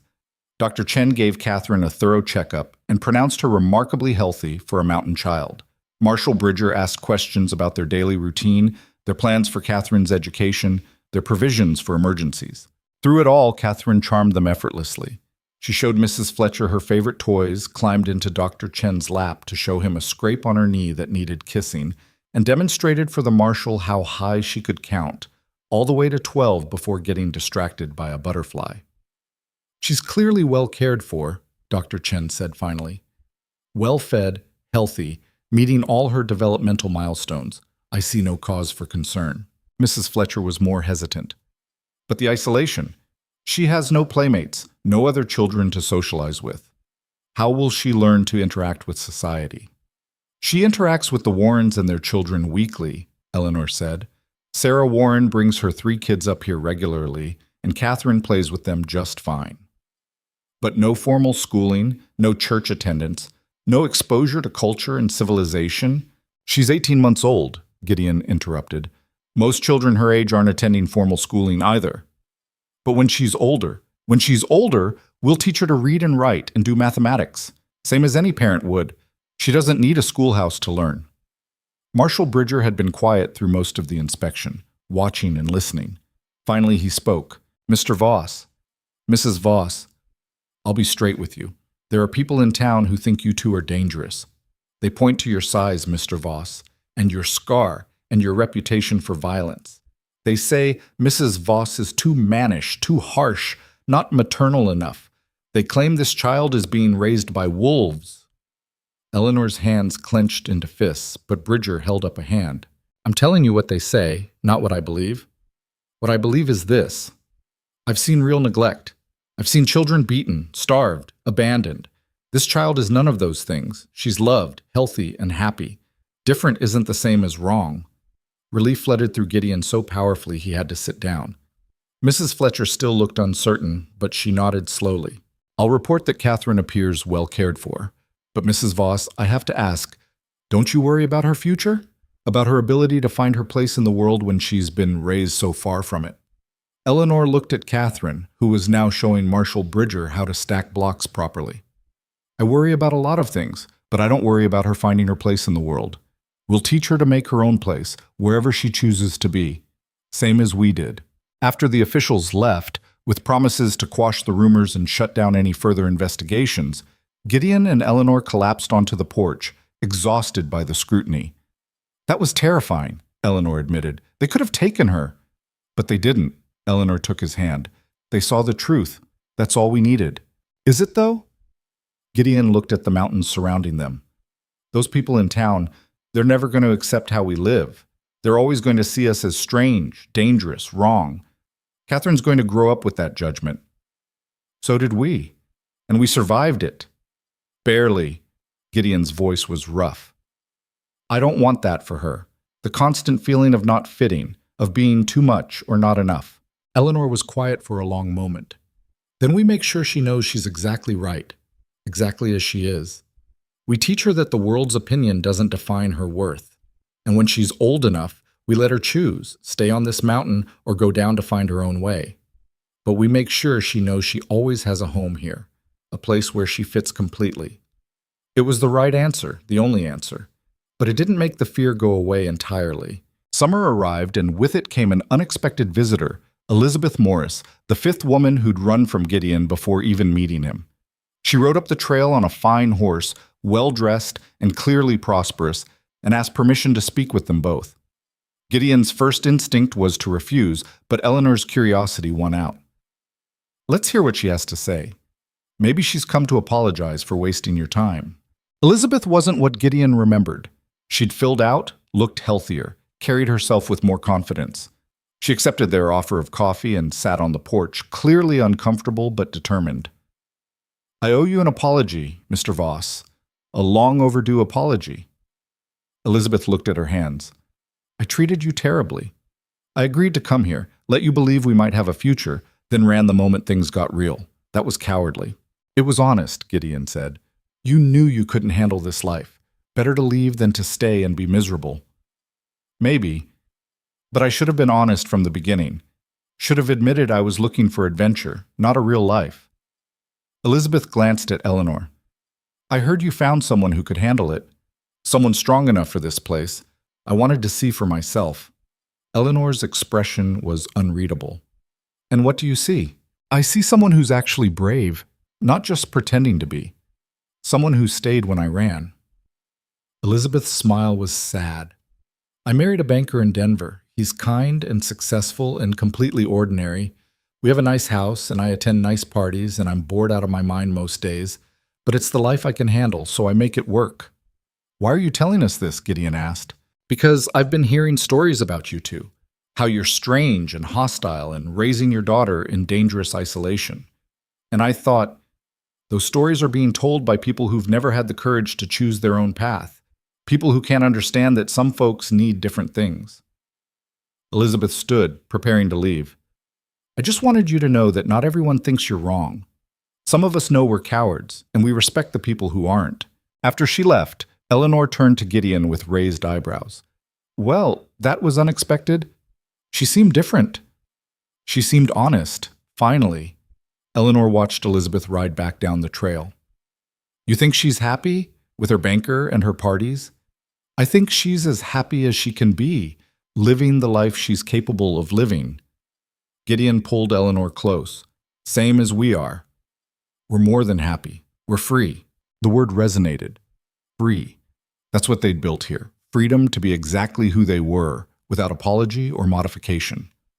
Freedom for Catherine to grow up without the crushing weight of other people's expectations. Freedom to define their own version of family and home and success. Fall came and Catherine turned 2, speaking in full sentences now and getting into everything with fearless determination. She was, as Eleanor had predicted, a handful, stubborn, curious, completely unafraid of the wilderness that surrounded them.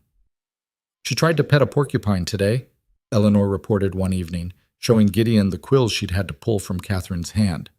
"I told her not to touch it. She looked me right in the eye and touched it anyway." "She gets that from you. She gets that from both of us. We've raised a tiny tyrant." But Eleanor's voice was full of affection. "Sarah Warren says she's never seen a child so confident, says most 2-year-olds are timid around new things. Catherine's not most children. No, she's ours." They celebrated Catherine's 2nd birthday with the Warrens, a simple party with cake Eleanor had made, and presents the families had cobbled together from available materials. Billy Warren, now 17 and shooting up like a weed, had carved Catherine a set of animal figures that she immediately claimed as her favorites. "You're good with your hands," Eleanor told him. "Have you thought about apprenticing with a carpenter or a woodworker?" Billy shrugged, embarrassed by the praise. "Pa wants me to take over his trap lines eventually." "What do you want?" The question seemed to startle the boy. I don't know. Nobody's ever asked me that." "Well, I'm asking. You're almost grown now. Time to start thinking about what kind of life you want to build." Gideon watched Eleanor counsel the boy and felt something warm in his chest. She was good at this, helping people see possibilities they'd never considered for themselves. She'd done it for him, after all, shown him that his life could be more than just survival. Winter came hard that year, the worst they'd seen yet. Snow piled up to the cabin's windows and temperatures dropped so low that water froze inside the cabin if they let the fire die down. They were completely cut off from the outside world for 3 solid months, just the 3 of them in their small space. It should have been suffocating.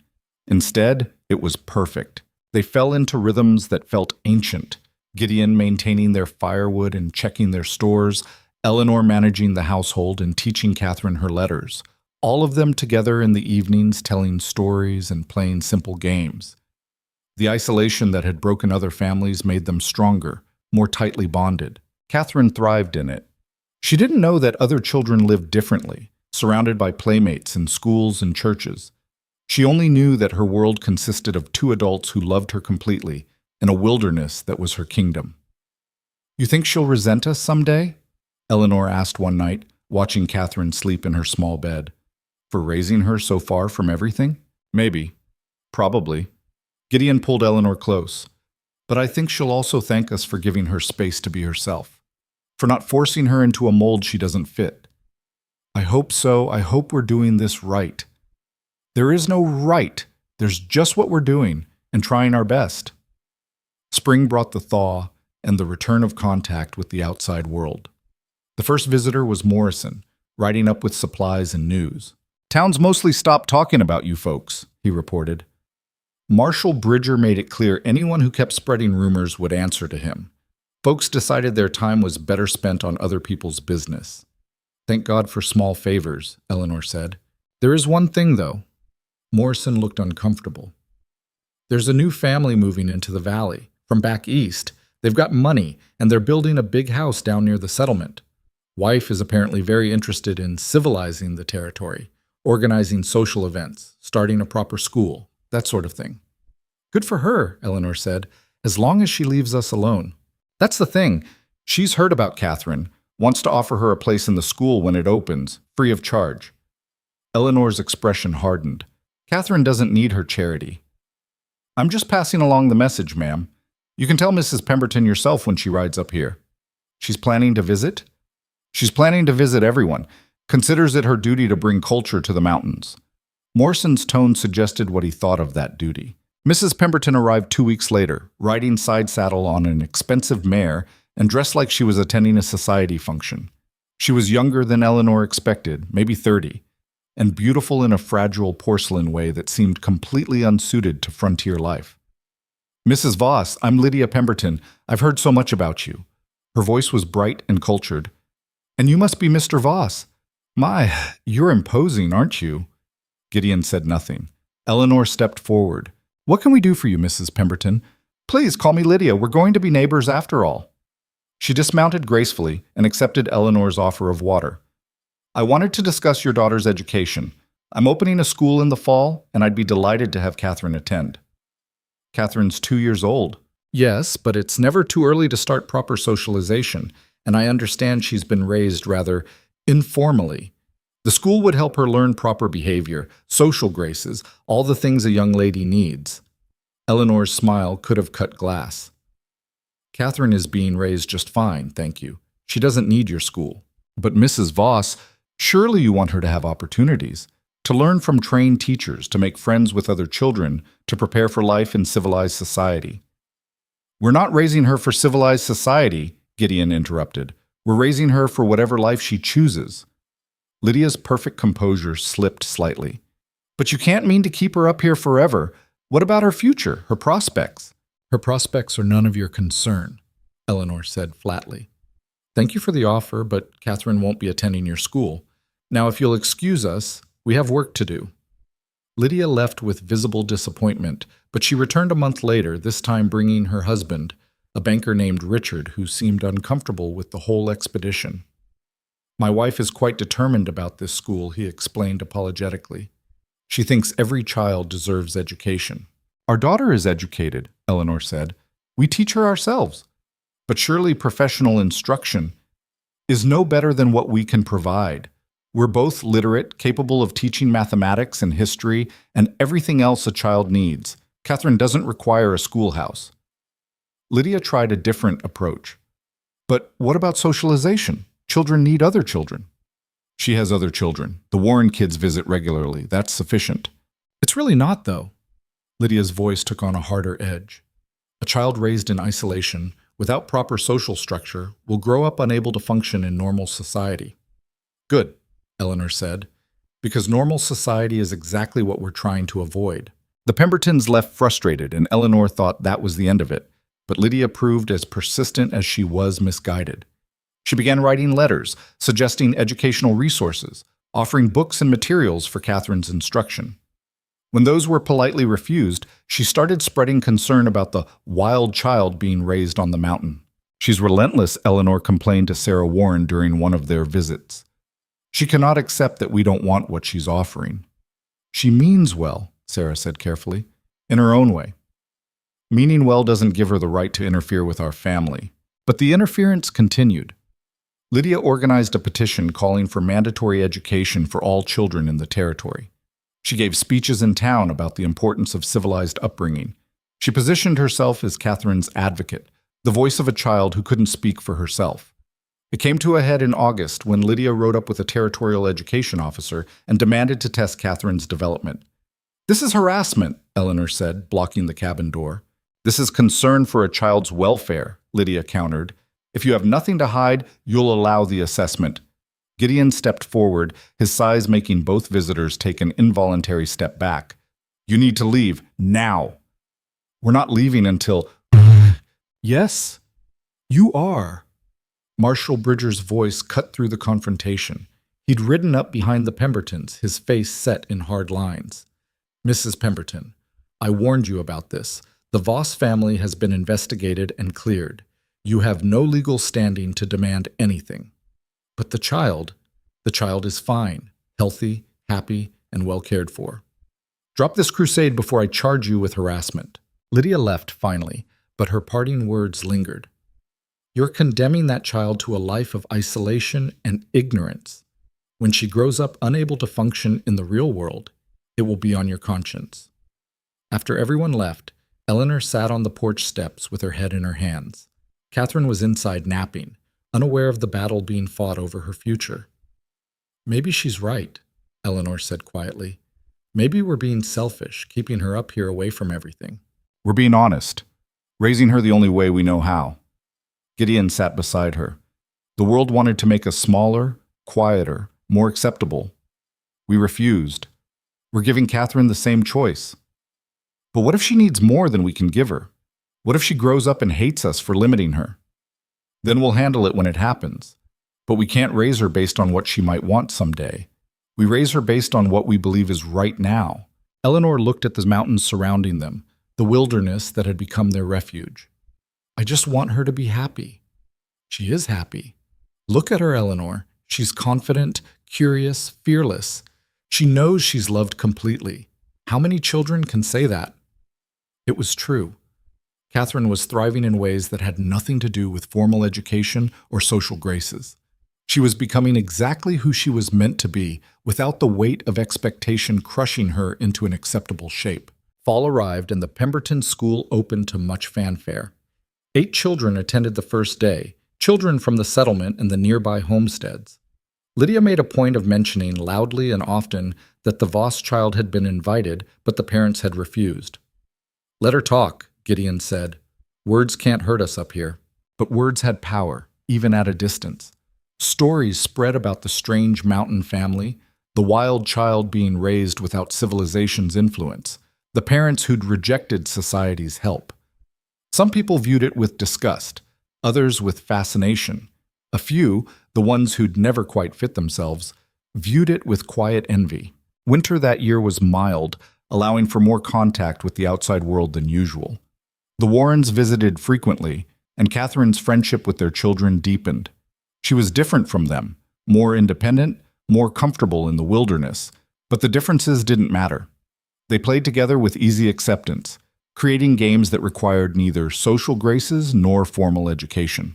"Your girl's something special," Thomas Warren told Gideon one evening. "Billy says she can track animals better than kids twice her age. She pays attention, watches how things move, remembers patterns. It's more than that. She's got instincts, natural understanding of the mountain." Thomas paused. "Some folks in town say you're raising her wrong, but I see a child who knows herself, knows her place in the world. That's more than most kids ever get." The validation mattered more than Gideon wanted to admit. He'd spent so many years being told he was wrong, too much, unacceptable. The idea that he and Eleanor might be doing something right, might be giving Catherine something valuable, eased a fear he hadn't fully acknowledged. Spring brought Catherine's 3rd birthday and an unexpected gift. Elizabeth Morris, the woman who'd apologized the previous summer, sent a package containing a beautiful illustrated children's book with a note. "For Catherine, may she grow up knowing she can choose her own story." Eleanor read the book to Catherine that night, and their daughter listened with rapt attention, asking questions about the pictures and the words and what everything meant. At 3 years old, she was already starting to read simple words, taught by parents who valued education even if they rejected formal schooling. "She's going to be smart," Eleanor observed, watching Catherine trace letters with her finger. "Smarter than both of us, probably. Then she'll have choices we never had.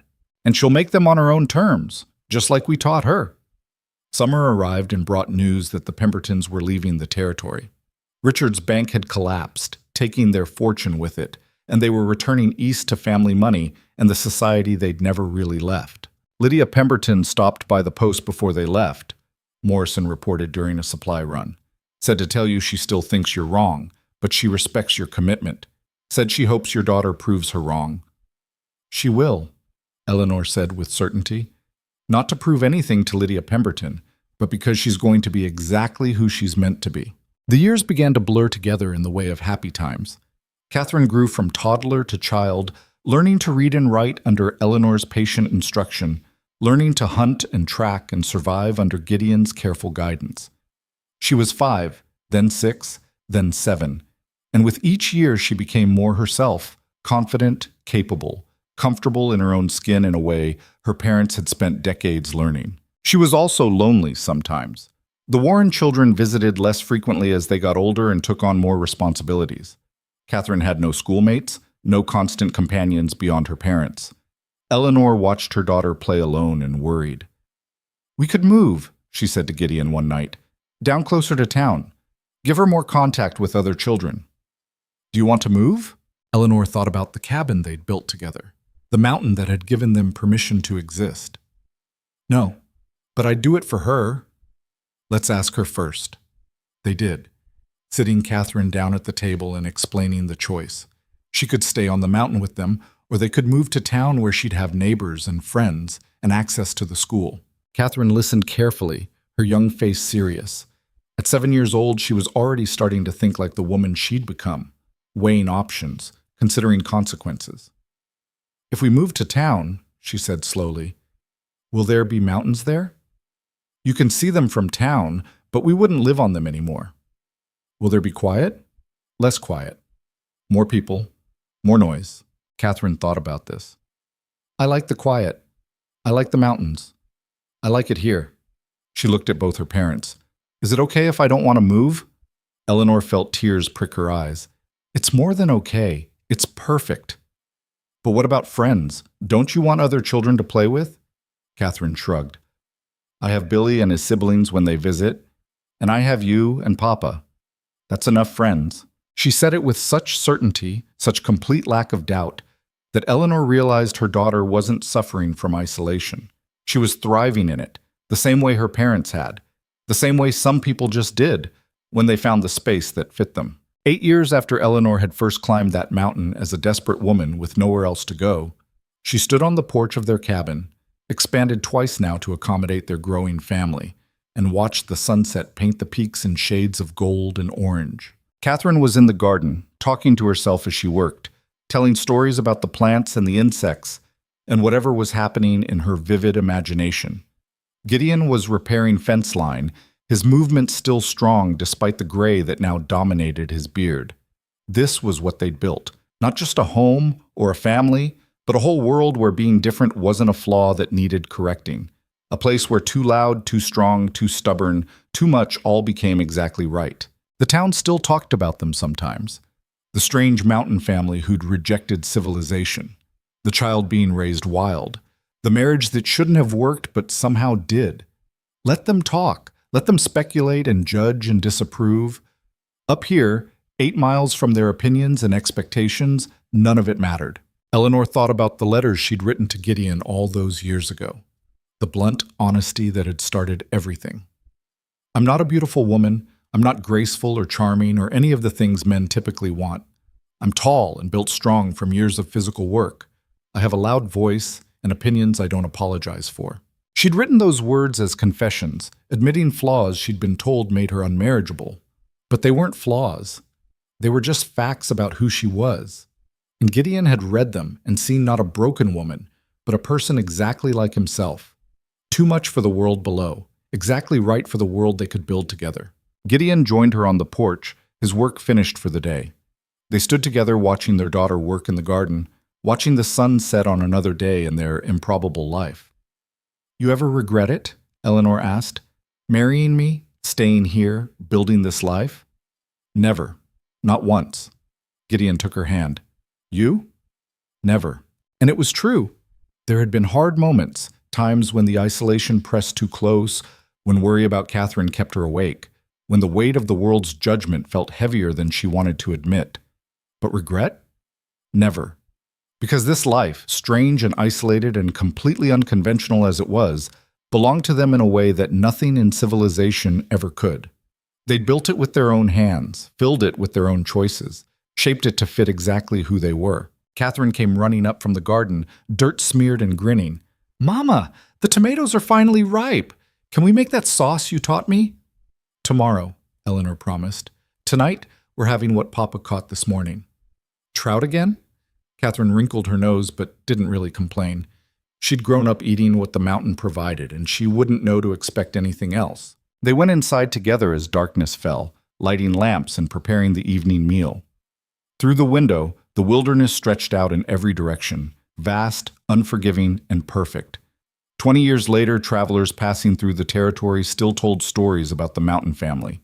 The giant trapper who'd finally found a wife tough enough to stay. The strong woman who'd chosen wilderness over civilization. The daughter they'd raised wild and free. Some stories were true. Many were exaggerated.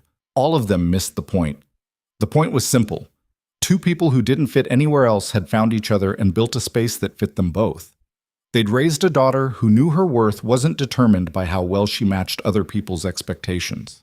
They'd created a life that worked precisely because they'd stopped trying to make it work for anyone but themselves. Gideon Voss had been rejected by 5 women before Eleanor Pike. Eleanor Pike had been rejected by 3 men before Gideon Voss. The world had looked at them both and said too much, too big, too strong, too stubborn, too loud, to everything. But up on that mountain, surrounded by wilderness and silence and the occasional curious visitor, too much became exactly enough. And that was the only truth that mattered. The cabin stood solid against another winter storm, smoke rising from its chimney in a thin gray line. Inside, a family gathered around their table, warm and safe and completely themselves. The world below had its opinions.